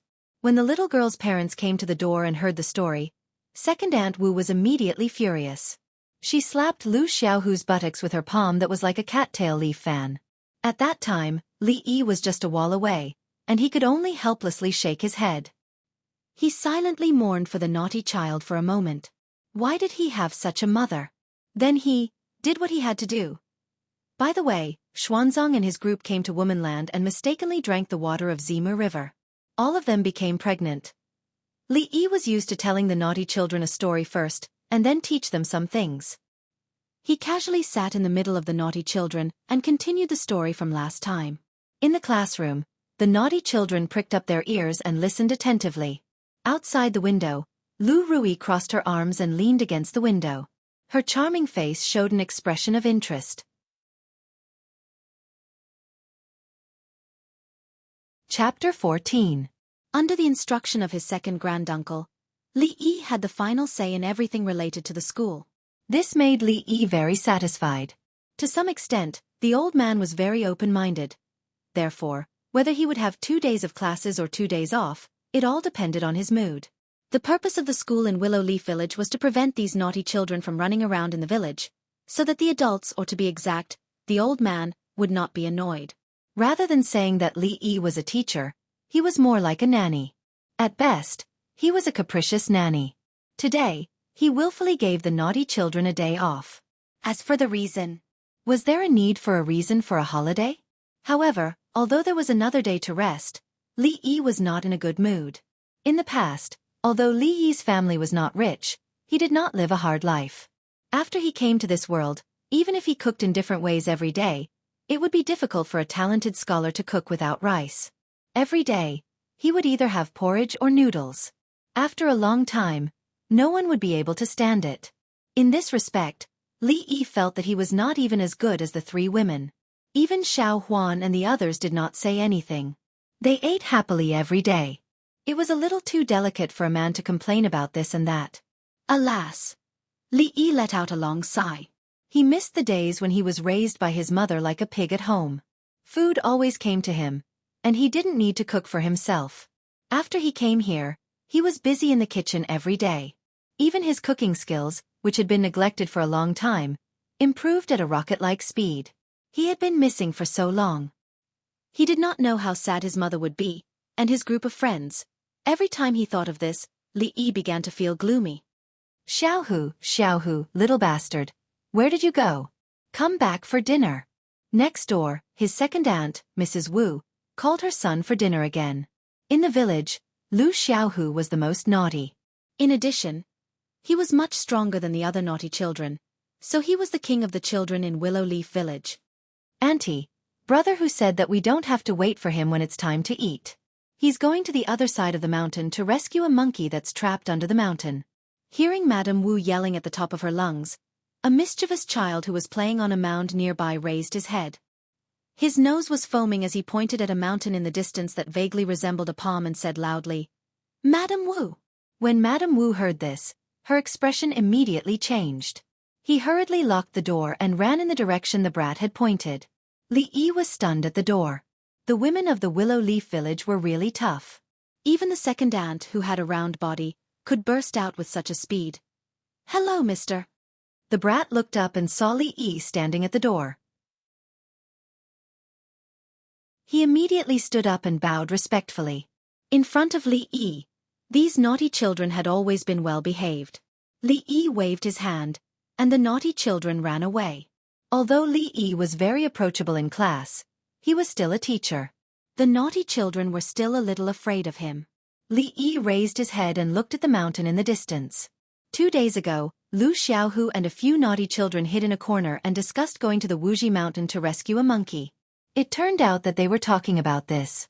Looking at Second Aunt Wu's attitude, he was afraid that he couldn't save the monkey, so he had to think of a way to save himself first.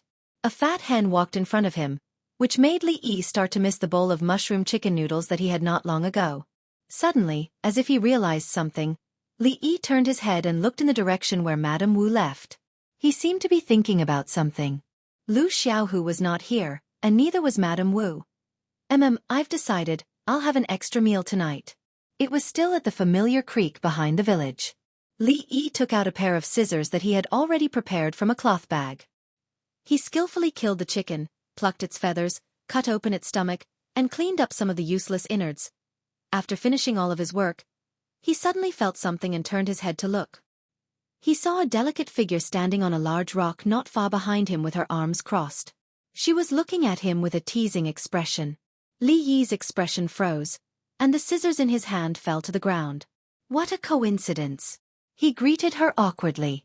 It was obviously not something to be proud of to be caught stealing chickens. Especially when the person who saw him was his nominal sister-in-law. No matter how thick Li Yi's skin was, he couldn't help but feel embarrassed at this moment. Lu Rui glanced at Li Yi indifferently, but didn't say anything. With a light tap of her toes, she floated down the large rock, and her figure quickly disappeared from Li Yi's sight. Seeing her figure disappear, Li Yi let out a long sigh of relief in his heart. It seemed that this always cool sister-in-law had no intention of snitching.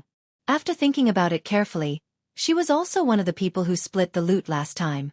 There was no reason for her to harm others without benefiting herself. With this thought, Li Yi also relaxed. He skillfully wrapped up the chicken and walked in the direction of the village.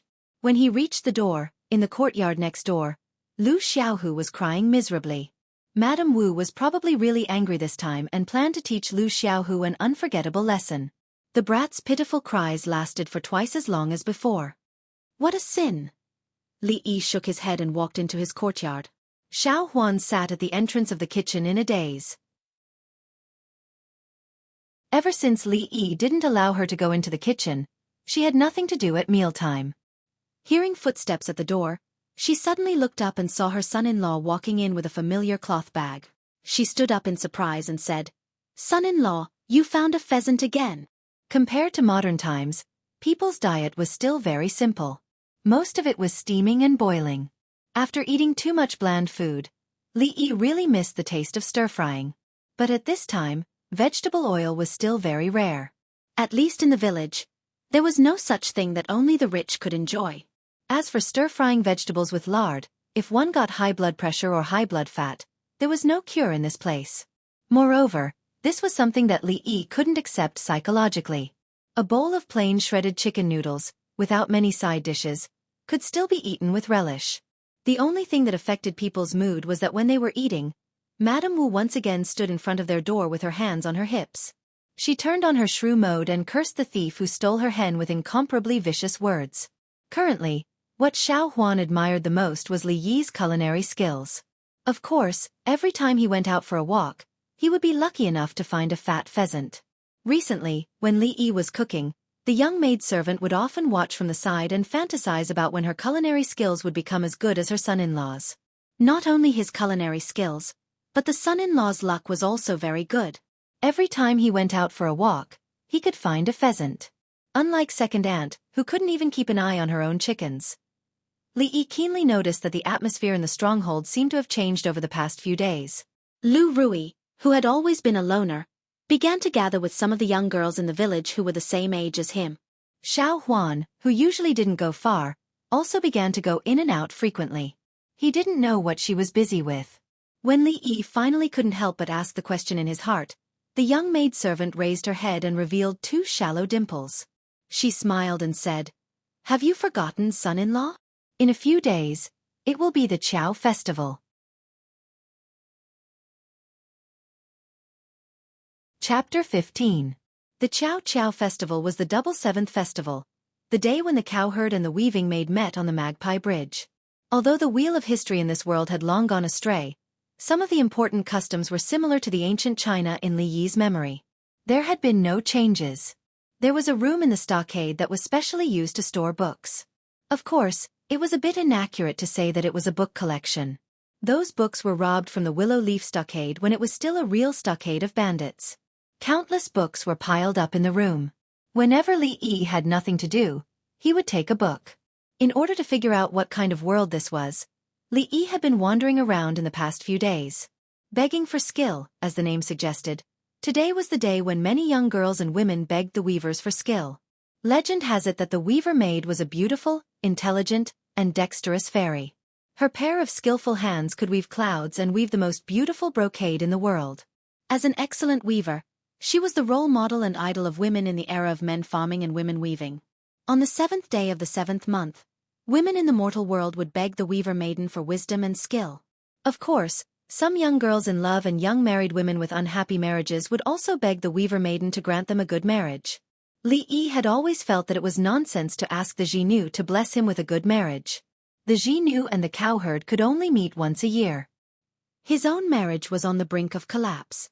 Where would he find the time to bless so many lonely women? Since the participants were all women, the Chow Chow festival was also known as the Women's Day or the Young Women's Day. In short, this day was basically a carnival for women.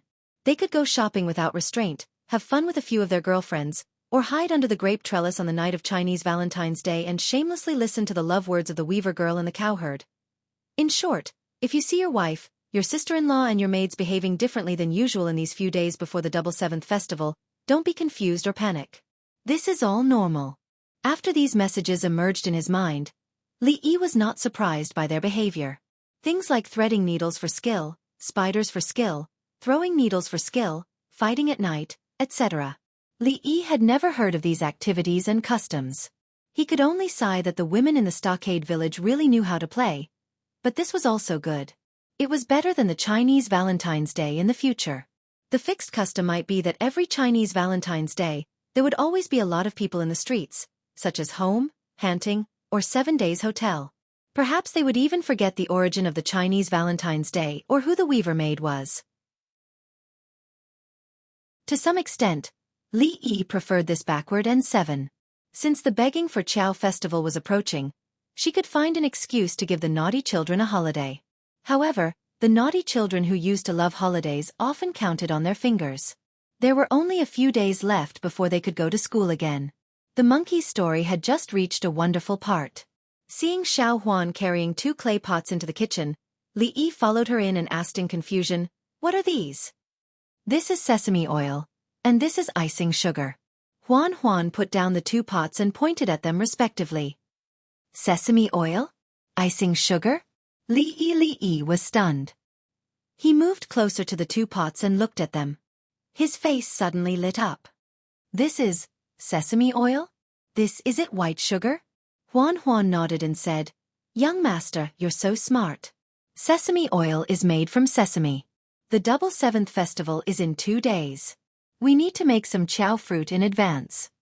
Li Yi did not know what chow fruit was, and he did not want to know. He did not hear what Huan said. At this moment, Li Yi only had eyes for the 2 pots. To be precise, he was looking at the things in the pots. Oh my God, he finally saw white sugar and vegetable oil after being here for so long. In Li Yi's mind, the fresh and delicious fried chicken steak and the sweet and sour pork tenderloin appeared. Huan saw her young master's eyes staring at the pots of sesame oil and icing sugar. She seemed to have thought of something and her face suddenly changed. She stepped in front of Li Yi and looked at him pitifully and said, "Young master, sesame oil and icing sugar are used to make chow fruit. There's only so much in the stockade. We can't waste it." "What do you mean waste? We're doing serious business. If there's no tenderloin, let's fry a chicken steak first." Li Yi rubbed the little servant girl's head and reached out to the pot of sesame oil. "No." The little servant girl immediately panicked. She hugged Li Yi's hand and did not let him take another step forward. The sesame oil and icing sugar were bought by all the girls in the stockade in order to make chow fruit. The sesame oil was very expensive. If it wasn't for the Chow Fruit Festival, it would be impossible to see it on a normal day. Li Yi did not expect the little servant girl, who was usually obedient to him, to be so unyielding on this matter. The atmosphere suddenly became awkward. Although the little servant girl was young, her body was almost fully developed. She was curvy in all the right places. Li Yi's arm was hugged by her and kept shaking and rubbing against it. It was inevitable that he would touch 2 soft mounds. This was the first time Li Yi felt such a temptation in his life. He immediately felt his blood rush to his head and his brain was a little short of blood. He hurriedly said, "Okay, if Xiaofan says no, then no. Let go of me first." "Really?" Xiaofan blinked her big innocent eyes and asked in disbelief. "Really?" Li Yi nodded his head with great sincerity. She was still a young girl. Seeing Li Yi's solemn promise, Xiaofan let go of his arm. But when she put it down, she seemed to think of something. Her pretty face turned red. She rubbed the corner of her clothes uneasily and lowered her head, not daring to look at Li Yi. Now you know to be shy? Li Yi glanced at the little servant girl's shy look and could not help but find it funny. He rolled his eyes and suddenly said, Xiaohuan, why don't we have a discussion? Discuss what? The little servant girl lowered her head and continued to rub the corner of her clothes. Her voice was as soft as a mosquito. It had to be said that Li Yi was very talented in deceiving naughty children and seducing ignorant girls. Not long after, under Li Yi's half seduction and half coercion, Xiaohuan had no choice but to reach an agreement with him. Li Yi could help her make the qiao gua. While ensuring the quantity of the qiao gua, the remaining sesame oil and icing sugar could be kept and not returned. Anyway, they did not know exactly how much they used. In previous years, there was not a single bit left. Xiaohuan did not have any doubts about Li Yi's culinary skills. She simply told him how to make the qiao gua and went out to do other things. Seeing the little servant girl's delicate figure walk out, Li Yi's lips curled into a smile. She wanted to return what was in his hands? Dream on.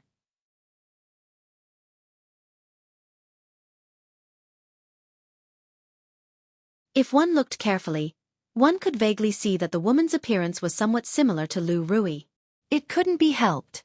It was impossible for Li Yi to think of the image of a weaver girl out of thin air. There was no such thing as a baseless imagination in the world. He must rely on someone or something familiar. The people Li Yi often saw were Xiaohuan and Lu's sister Rui. Among the three, Lu Rui's temperament was more in line.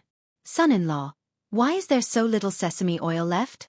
Xiaohuan, who had just walked into the kitchen from outside, saw that there was obviously too much sesame oil in the pot. She stared at Li Yi and asked, "It doesn't matter how much oil there is, as long as there is enough." Li Yi finished kneading the last qiao fruit. He clapped his hands and touched the little servant girl's pretty face, leaving a white mark. He smiled and said, "Okay, you settle the rest by yourself." Son-in-law, the servant girl's dissatisfied voice dragged out. Son-in-law sometimes had the temperament of a child, always teasing her. Xiaohuan's face was covered with flour. She was about to go to the side to wash her face when she saw the qiao fruit that Li Yi had just kneaded. Her beautiful eyes widened involuntarily. She stopped there and cried out, "Ha! Xiaohuan, are the qiao fruits done?" A few girls around her age walked in from outside. After a while, small exclamations sounded in the kitchen. "These qiao fruits are really beautiful. I can't even bear to put them into the pot." "Xiaohuan, did you knead all these? When did you learn to do this?" "This is the jade rabbit, this is Chang'e, this should be the weaver girl and the cowherd. These are even more beautiful than the ones I saw in the market. The weaver girls that they kneaded do not look like anything. They cost 5 copper coins each." Rows of qiao fruits were arranged neatly on the chopping board. They were different from the molds that they had prepared. The animals and people were all brand new. Those animals were charmingly naive and were exactly the type that the young girls liked. What surprised them even more were the vivid and lifelike characters. Not only did they have all kinds of clothes, even their expressions were extremely lifelike. The degree of exquisiteness was unprecedented. Xiaohuan was already drowned in the praises of the crowd. Although she did not make these qiao fruits, the young miss had told her not to let outsiders know that it was the son-in-law who usually cooked. Even though the young servant girl was a little embarrassed, she did not open her mouth to explain. The son-in-law was her son-in-law. Praising the son-in-law or praising Xiaohuan, it was all the same. The young servant girl thought this sweetly in her heart. "Hey Xiaohuan, is that your son-in-law?" Just as Xiaohuan's heart was bubbling with happiness, a young girl suddenly moved to her side and pointed at the handsome young man who was reading in the corner of the courtyard. She asked in a low voice. When the other young girls heard this, they all gathered around. Recently, Xiaohuan's family had a very strong presence in the stockade village, so the young girl's heart was full of curiosity. This was still an era where everything else was of low quality and only books were of high quality. Scholars were like the first-class protected animals in the country. You could not find a few even if you walked around the surrounding villages. Young girls generally liked scholars. This was almost an unchanging rule in ancient times. Even if it was a poor scholar, there would be a lot of young girls in love who were willing to devote themselves to him. Nowadays, life was not important. What they valued was the potential of a scholar. If one was lucky enough to pass a high school and be promoted to a noble, good days would come. Even if this possibility was very slim, it was enough to make many young girls fall in love. Of course, the only scholar in the Willow Leaf Stockade, Mr. Chin, who was already over 60 years old, was not within the scope of the young girl's interest. He was handsome, well-educated, and gave people a feeling of being genteel. He was not at all like those rough men in the stockade village. The interesting stories that he told the children had long been spread among the young girls' circle. Every time they heard something interesting, it made these young girls' hearts itch. For the young girls who had never seen a serious scholar, Li Yi almost fulfilled all their fantasies. In the Willow Leaf Stockade, there were also many young girls who admired him. However, no one dared to steal the husband of the stockade village chief. All the young girls could do was to hide in a corner where they could not see and peep with blushing faces. Achoo! Li Yi, who was holding a book in his hand, seemed to be reading hard but was actually in a state of absent-mindedness, sneezed for no reason. He scratched the back of his head in confusion and murmured, "It's only July. The weather has turned cold so quickly?"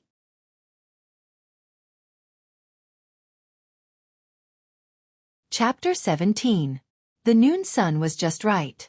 It was warm but not hot. A light breeze caressed his face. It was very comfortable. It was the most suitable place to take a small stool and take a nap at the door. Li Yi sat on the small stool and leaned against the wall with his eyes half closed. The sunlight shone on his body and warmed him up. He was extremely comfortable. With his current body, his skin was so white that even women would be jealous of him. He was completely a gigolo. Li Yi planned to tan a little. He might not be tanned to a bronze color, but he would at least look a little manly.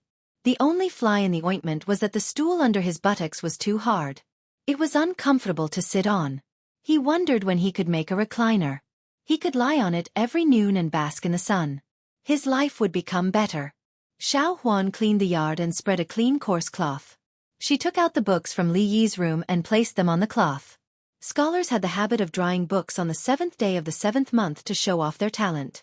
The more books one had, the more knowledgeable the owner was. Li Yi did not care about this custom. It was just a few lousy books at home.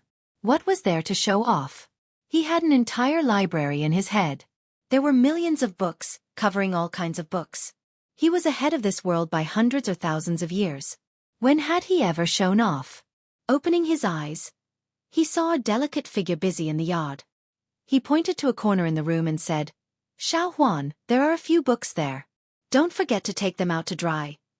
"I know, son-in-law." The servant girl raised her head and smiled, revealing 2 shallow dimples.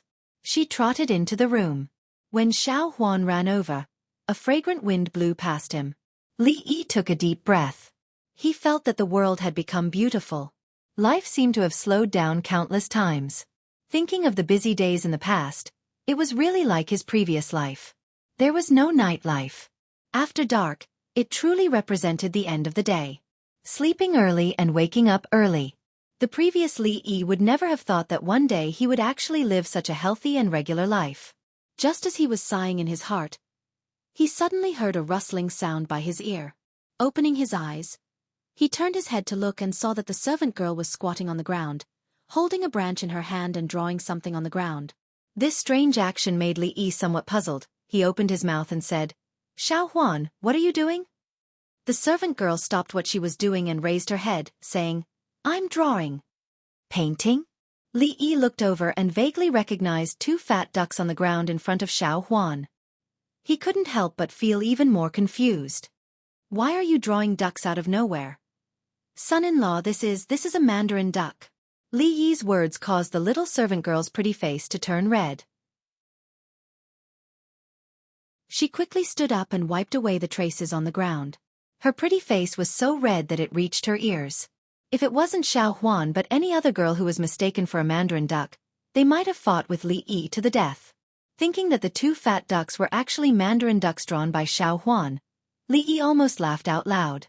But seeing that the little servant girl was so embarrassed that she was about to cry, he finally held back his laughter and asked, "Tell me, Why are you drawing mandarin ducks? The little servant girl's pretty face was completely red. Her two hands rubbed the corners of her clothes and she said in a small voice, "It's to draw on the sky prayer lantern. At night, the sky prayer lantern will be released. Everyone will draw on the sky prayer lantern so that their wishes will come true." Li Yi thought for a moment and waved his hand at her. He said, "Go and bring your sky prayer lantern over." The little servant girl had always been obedient to Li Yi's words. She nodded and entered the room. Not long after, she came out with something in her hands. "This is the sky prayer lantern?" Li Yi looked at the square frame made of bamboo in Xiaofan's hands. It was pasted with a layer of white paper. Wasn't this the Kongming lantern? Of course, the Kongming lantern in Xiaofan's hands was much cruder than the ones in the future. "Go grind the ink in the room." Taking the Kongming lantern from Xiaofan's hands, Li Yi thought for a moment and spoke again. Through those few strokes just now, Li Yi had a good understanding of Xiaofan's drawing standard. Drawing two fat ducks on the lamp would definitely be a joke if he took it out, so he might as well draw it for her. The little servant girl had already understood what Li Yi wanted to do. A happy expression appeared on her little face and she ran back to the room to get a brush and ink. Son-in-law was a scholar. Reciting poems and drawing was definitely not a problem. It was just that as a servant girl, some words were not suitable to say. Li Yi's actions were exactly what Xiaohuan wanted. At the same time, Li Yi's thoughts had already floated to the library in his mind. It was located in a corner on the second floor, the painting area. China painting, oil painting, drawing, watercolor painting, three-dimensional painting, simple painting. There were several rows of bookshelves in the painting area, and there were at least 1,000 books there. Li Yi was dazzled by the number of books, and after some sifting, he finally set his eyes on the bookshelf related to simple strokes. He did not have much of a foundation in painting. Even if he had this heaven-defying cheat, it was impossible for him to immediately learn to draw difficult paintings like oil painting. Moreover, there were no materials for oil painting here. Traditional China painting placed more emphasis on artistic conception.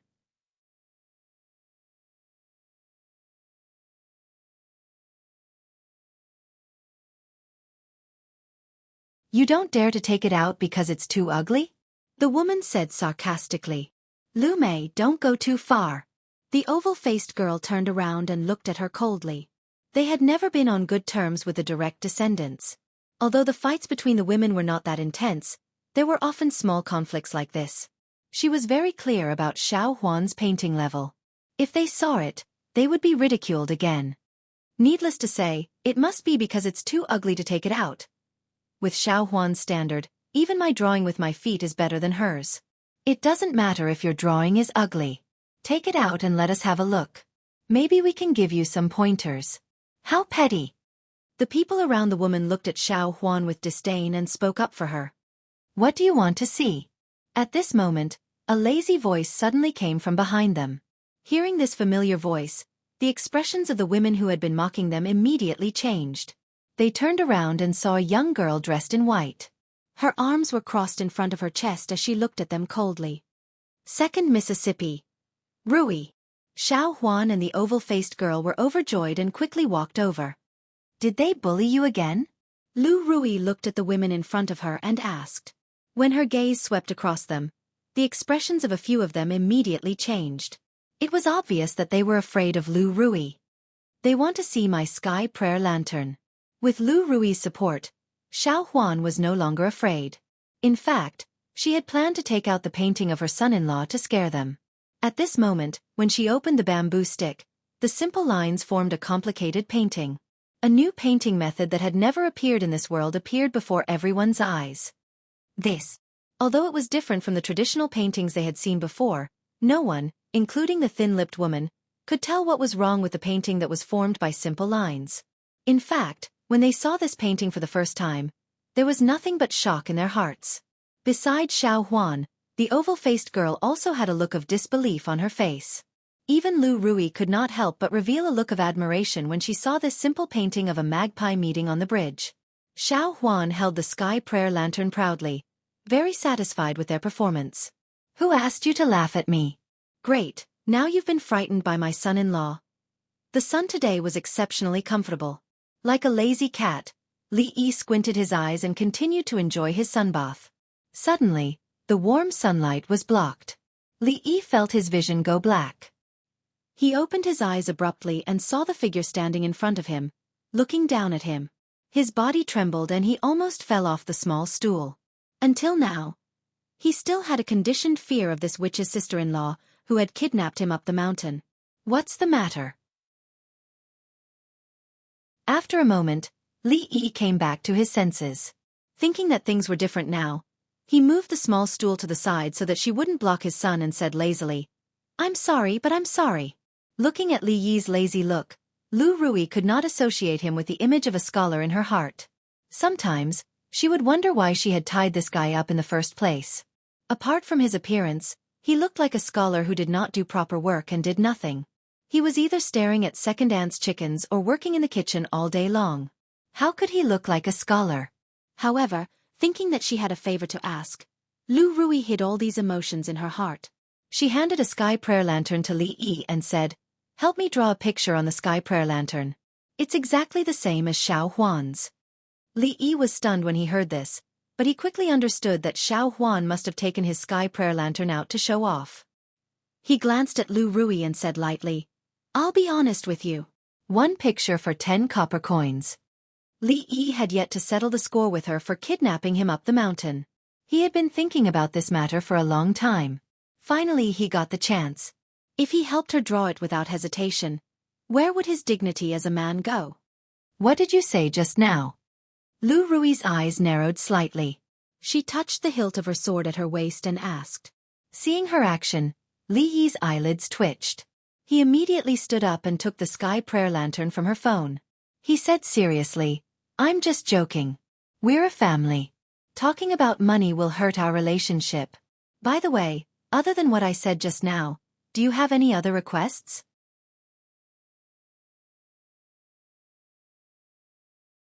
Chapter 19. Do you know what you did wrong? Seeing Xiaohuan standing there with her head down, Li Yi pretended to be angry and said, "Originally, he just drew a painting for the little maid on a whim. After she showed it off, Lu Rui also asked him to draw the same one. It was fine to draw, but why didn't he pay for it? Even brothers would settle accounts clearly, not to mention a sister-in-law. What if all the girls in the village came to ask him to draw? Although it wouldn't take a long time, Li Yi always felt uncomfortable if he didn't pay for the painting. The people in Willow Leaf Village were not particular about making people work without paying. The little maid looked down at her toes and rubbed the corner of her clothes with her hands. She blushed and didn't say anything. She would only do this when she made a mistake. After a moment he heard a soft voice, "Young master, I know I was wrong." Li Yi raised his eyebrows and looked at her. "Okay, then tell me what you did wrong?" The little maid thought for a while before she raised her head and said weakly, "I shouldn't show off your painting." Although she lowered her head to admit her mistake, the little maid didn't feel nervous at all. After getting along with him for so long, she already knew that the young master wasn't someone who would get angry easily. He was also very good to her, even better than Miss and Second Mississippi. The only time she was scared was when she cut her hand while helping the young master cut vegetables. Blood flowed out and she wanted to grab a handful of soil from the ground to sprinkle it on the wound, but the young master lost his temper with her. However, didn't the people in the stockade do this when they accidentally cut their hand or something else? She only remembered that at that time, she stood there feeling wronged and wanted to cry. Later, the young master dragged her to clean the wound and asked for medicine from Mississippi. Later, he even boiled a ball of gauze in a pot and used a pair of scissors to cut a strip for her. Every time she thought of these things, the little maid felt warm in her heart. Although she didn't know why the young master did that, she knew it was for her own good. The young master was a scholar and knew a lot. He couldn't be wrong. Li Yi wasn't really angry. Seeing the servant girl standing there with her head lowered, admitting her mistake, he waved his hand and said, "Go, go. Just be careful in the future." He did not know what Lu Rui was usually busy with and could only be seen at mealtimes. As for Lu Rui, Li Yi felt that it was better not to see her. In this small courtyard, there were only Li Yi and Li Yi. Towards this little servant girl, Li Yi was even more familiar with her than his wife in name and naturally would not blame her for this small matter. "Understood, young master," the little girl answered softly. When she walked out of the door, Lu Rui happened to come in with a pile of things in his arms.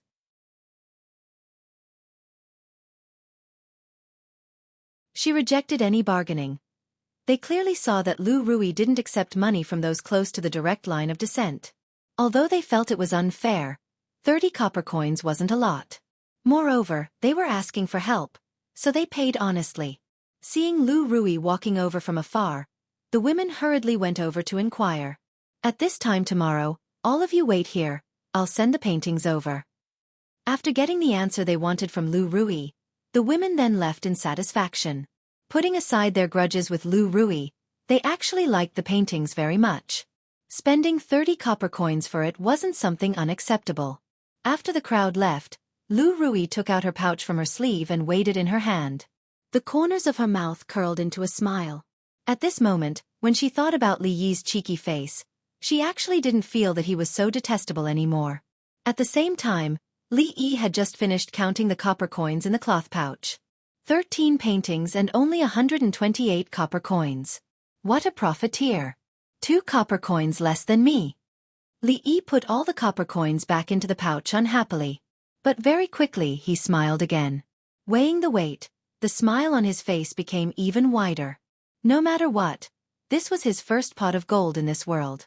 Although it wasn't a lot, it was a good sign. Putting down the money pouch, he shouted towards the door, "Xiaofan, come in and grind the ink." The servant girl outside the door responded. Not long after, a petite figure hurriedly ran in.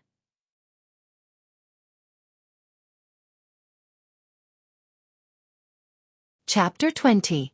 The women in the village had been preparing for many days, and it was finally Chinese Valentine's Day. As soon as Li Yi walked out of the door, he saw a high platform not far away. It was called the Qiqiao building by Xiaofan and the others. The 4 corners of the platform were tied with ribbons, and the atmosphere was very festive. On the platform were fried fruits, melons, and some simple dishes. Li Yi saw that Xiaofan had taken things like needles and thread, brushes, and inkstones from home. He guessed that they would be used for tonight's activity. They really attached great importance to Chinese Valentine's Day. The snacks on the platform might not be eaten even during the Chinese New Year. It should be known that the average living standard of the Willow Leaf village was not well off. Except for the family of the Lu family, which was slightly better, the others could barely get enough food and clothing. Because of Chinese Valentine's Day, Li Yi could find an excuse to give the naughty children a few days off. Most of the naughty children who were greedy for fruits, melons, and other snacks wandered around the Qiqiao building. They wanted to climb up and eat some, but when they approached the building, they were driven away by their sisters or the girls who decorated the building. Li Yi saw from afar that Lu Xiaohu was holding a stick and waving it vigorously. It was quite imposing, and he received countless envious looks from the naughty children around him. Most of the Lu family practiced martial arts. No matter men or women, they all had some kung fu. Putting aside Lu Rui and her sister for the moment, after witnessing his wife smash a solid wooden table and his sister-in-law chop a tree trunk as thick as an arm with a sword, Li Yi's voice became much softer at home. Of course, he only saw them by chance. He didn't have the chance to see them fight with others. However, Li Yi estimated that even 10 of him would not be a match for any one of them. As he learned more about this world, Li Yi began to realize that things like Wulin or Zhonghu really existed here. Although he was not sure if there were fierce people who could fight against hundreds of enemies and capture the enemy from thousands of men and horses like in Wuxia novels, the individual strength of the people who practiced martial arts was far beyond Li Yi's imagination. In short, this world was very dangerous. He had to be careful when he went out. Li Yi felt that it was better to stay in the village. Lu Xiaohu was the leader of the children in the stronghold. He was the leader of the naughty children. He had been practicing martial arts with the adults since he was young, so his body was very strong. Li Yi stood at the side and watched with interest. "Hello, mister." Suddenly, a certain naughty child saw Li Yi behind him. After his body shook, he immediately bowed and called out respectfully. Only then did the naughty brats turn around. When they saw their teacher standing behind them, they all bowed in greeting, as if they had suddenly become obedient children. Lu Xiaohu also dropped the stick in his hand. Because he had just exercised, his face was a little flushed. He was slightly panting, but the expression on his face was very respectful. Among all the naughty children, the one who loved listening to Li Yi's stories the most was him. Although he was usually very naughty, in front of Li Yi, he would immediately become an obedient child. Currently, in the stronghold, no one could compare to Li Yi in terms of who was the most popular among the naughty children. Where else could they find a good teacher who wouldn't make them memorize those messy things, who would tell them stories, and who would often go on holidays? The naughty children felt that the current teacher was many times better than the old man from before. Li Yi nodded at the naughty children, then waved his hand and said, "Go and play."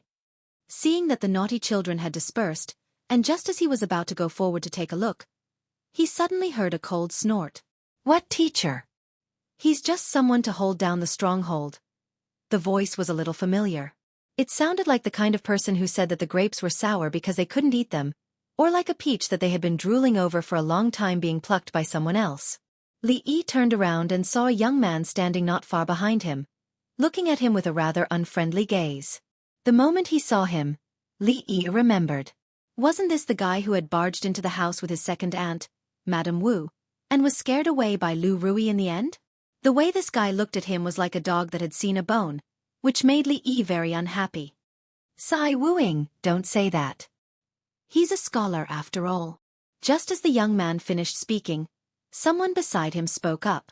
"Scholar my ass, he's just someone to hold down the stronghold." Another person said. There were a few people beside the young man, and after a few words, they burst into laughter. Since ancient times, literature and martial arts had been opposed. Scholars, on the other hand, practiced martial arts.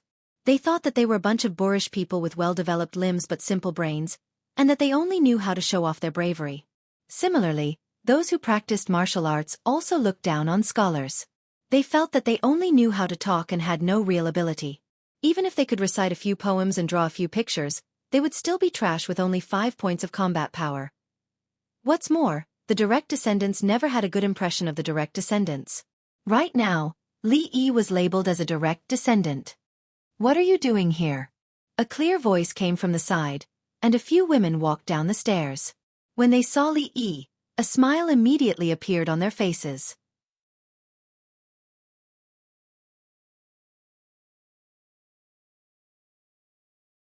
Chapter 21.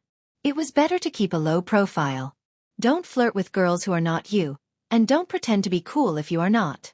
Looking at the young man with the surname Wu's face turning pale and embarrassed, Li Yi felt extremely happy. He couldn't even compose a qixi poem, and he still had the nerve to pretend to be cool here? Although Li Yi couldn't compose it himself, he could copy it.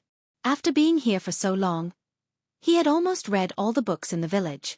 Although the people of Willow Leaf Village were not cultured, the books they had robbed were comprehensive enough for him to have a comprehensive understanding of this world. Of course, there were poems in this world, but they were not as prosperous as those in his previous world. Li Bai, Du Fu, Su Shi, Lu Yong. Those famous literary giants in his previous world could not be found in this world. Li Yi could boldly be a plagiarist without worrying about being found out. Qixi poem? Li Yi might not be able to recite many poems, but he still had a deep impression of the poem that had been passed down through the ages and almost became a masterpiece. What's more, there were so many books in his head that he had not used yet. If he randomly took out 10,000 song poems, he would probably be able to kill people with the qixi poem alone. "I'm not talented, so I won't embarrass myself." The young man with the surname Wu's face was stiff. After looking at Li Yi, he said, "I think the new son-in-law is good at reciting poems." Li Yi glanced at Wuing indifferently and didn't bother to pay attention to him. Not talented? It was really shameless to use such a word to describe himself. If this guy knew how to write his name, Li Yi would consider himself well-read. He was obviously illiterate, but he still wanted to pretend to be knowledgeable. This kind of person was too disgusting. "I happen to have a suitable qixi poem in my mind. Do you have a pen and ink?" Li Yi looked at Lu Yu with a smile and said. He was now slowly getting used to speaking in this tone. His genteel tone, coupled with his handsome appearance, really made him look like a scholar. His refined and courteous demeanor was not something that those rough men who only knew how to dance could compare to. The girls in the stockade were used to hardcore tastes. Occasionally, they would change to something fresh. Inevitably, they would have a feeling that their eyes would light up. The girls looked at him and thought about Wu Ying and the others. They felt that they were all born and raised by their parents. How could there be such a big difference between them? "The Qiao Lu has a brush and ink," the woman named Lu Yu said with a smile. The youth surnamed Wu and the others tragically became the background. They could only watch as that hateful fellow was escorted up the pavilion by the women.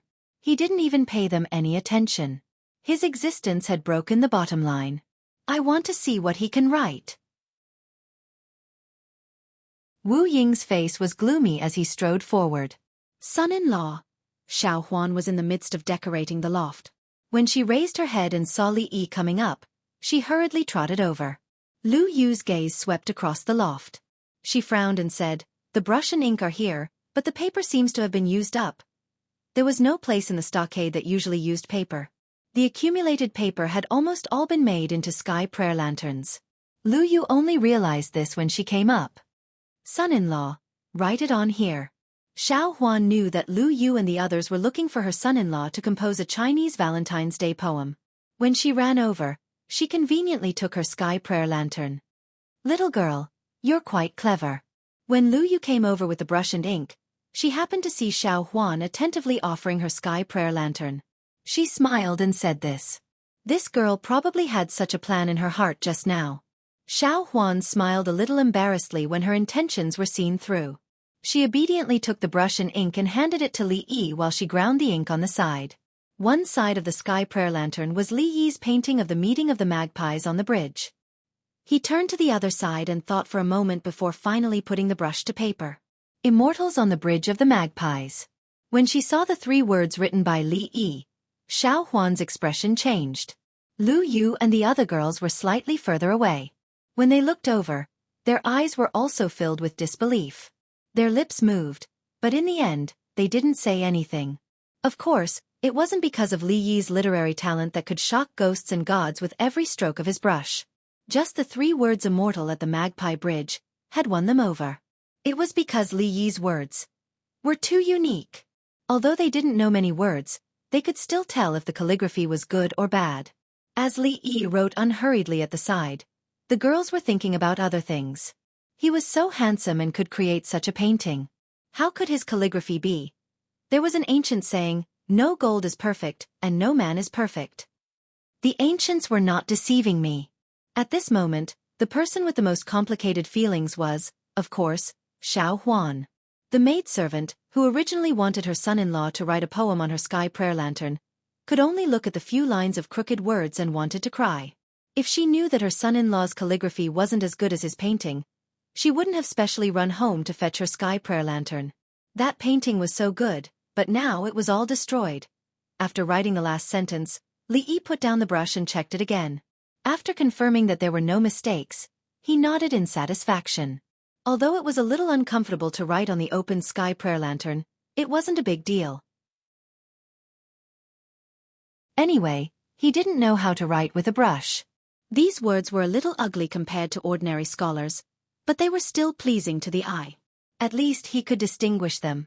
There were many books in his head, but it wasn't that fast to learn. It was impossible to immediately go from a novice to a master level. Moreover, when his identity, his body, his face, and even the world he was in became unfamiliar, familiar handwriting could always give his soul a sense of belonging.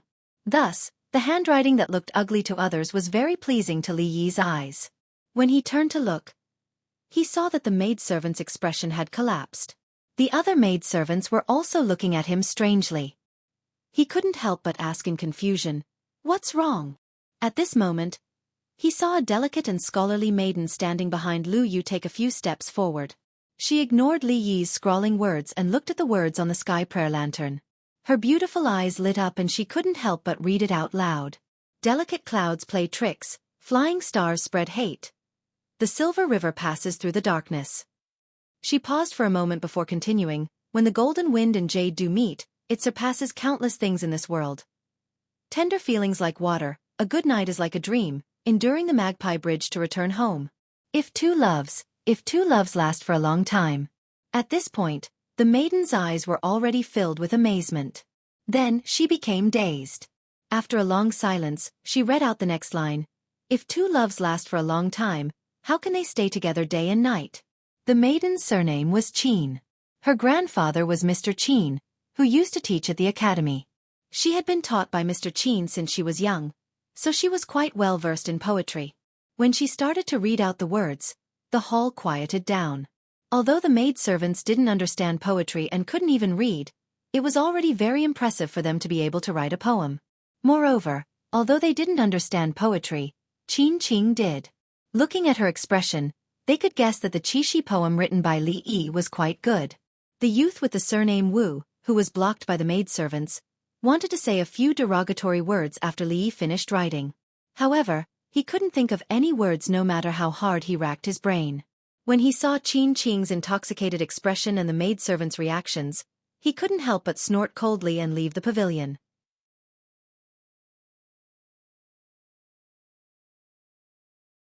Chapter 22.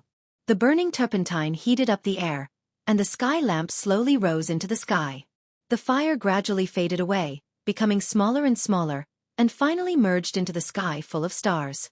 The young girl put her palms together, her pretty face full of sincerity, and her heart full of good wishes, watching the sky lamp gradually drift away.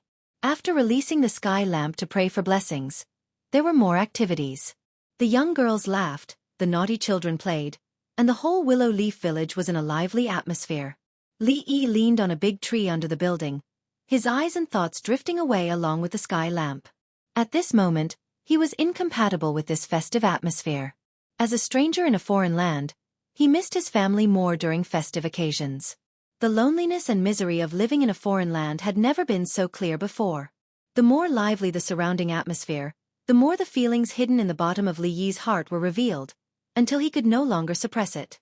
His mother's nagging often annoyed him, and his several crazy friends also made him feel that he was not careful in making friends.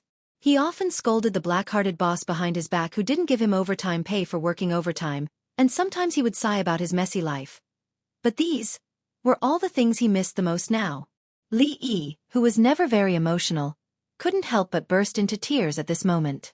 On top of the exquisite building, the woman stood there with her arms crossed, holding a long sword. She looked at the figure not far away, revealing a side of him that she had never seen before. A strange expression appeared on her face, one of surprise and astonishment. It was only now that she discovered that the impoverished scholar she thought she had seen through seemed to be covered with a mysterious veil. Son-in-law. A delicate figure ran over from afar. The young servant girl's pretty face was full of smiles, and her eyes curved into crescent moons. She lifted the hem of her clothes and said to Li Yi as if showing off, "Son-in-law, I stole some fruit from there."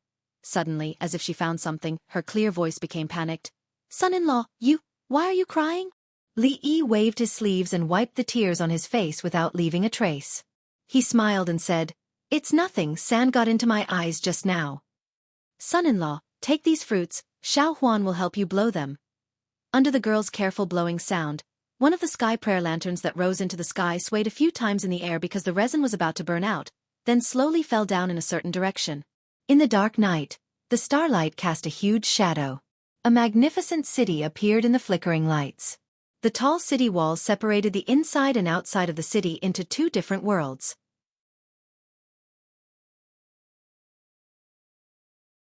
"I'm all ears." The youth Feng didn't stand on ceremony. There was a brush and ink on the table beside him. He simply picked up the brush and, after a moment of contemplation, started to write on the white paper. Everyone's eyes fell on the table at the same time. When the youth Feng wrote halfway, the group of people led by the youth Su slightly changed their expressions, and their expressions became somewhat unnatural. The style is sad and melancholy. Through the altar and the weaving girl, it reflects the joys and sorrows of the human world. What a good poem. I'm afraid Su Wentian is still inferior to Feng Zhou. Those who could participate in the poetry gathering more or less had some cultural background. At this moment, the crowd looked at the poem written by the youth Feng. Compared with Su Wentian's poem, the former's poem was superior in both the choice of words and the idea. It was generally like this in the poetry gathering. Even if it was a rare good poem, it was common for others to beat it. It was not uncommon for a nameless poet to become famous and gain both fame and fortune with a good poem. This was the charm of poetry. After being defeated by his opponent with one poem, the youth Su led the people of Dongli Poetry Society to another place dejectedly. The victorious White Dew Poetry Society began to enjoy the praises of the crowd. At this moment, no one noticed that a female singer who had just finished singing walked out of the cabin and came to the deck. The female singer raised her head and looked up with a slight smile on her face. She went up the stairs to the top and walked to the side of the carved railing. She smiled at the woman who was leaning against the railing and looking at the river. Why did you come up alone? Just now, several people had good poems. Do you want to go down and have a look? The woman turned her head slightly and revealed a beautiful face. She smiled and said, "It's okay if you don't." Although the choice of words is different, most of them are like, pleasure is short. They are sad and sorrowful, and nothing new. My ears are about to get calluses from hearing them. The female singer laughed bitterly and said, I wonder how the scholars downstairs would feel if they knew that Miss Wan described them like this? The beautiful woman on the side was about to speak when she suddenly raised her head and looked up. The female singer also felt something and looked up. Suddenly, she saw a tiny flash of fire, and then a white shadow fell from the sky and landed at their feet. You're tuning in to the Xiaofan's Wuxia Tales YouTube channel. Don't forget to subscribe and join us on this journey to catch the most captivating stories.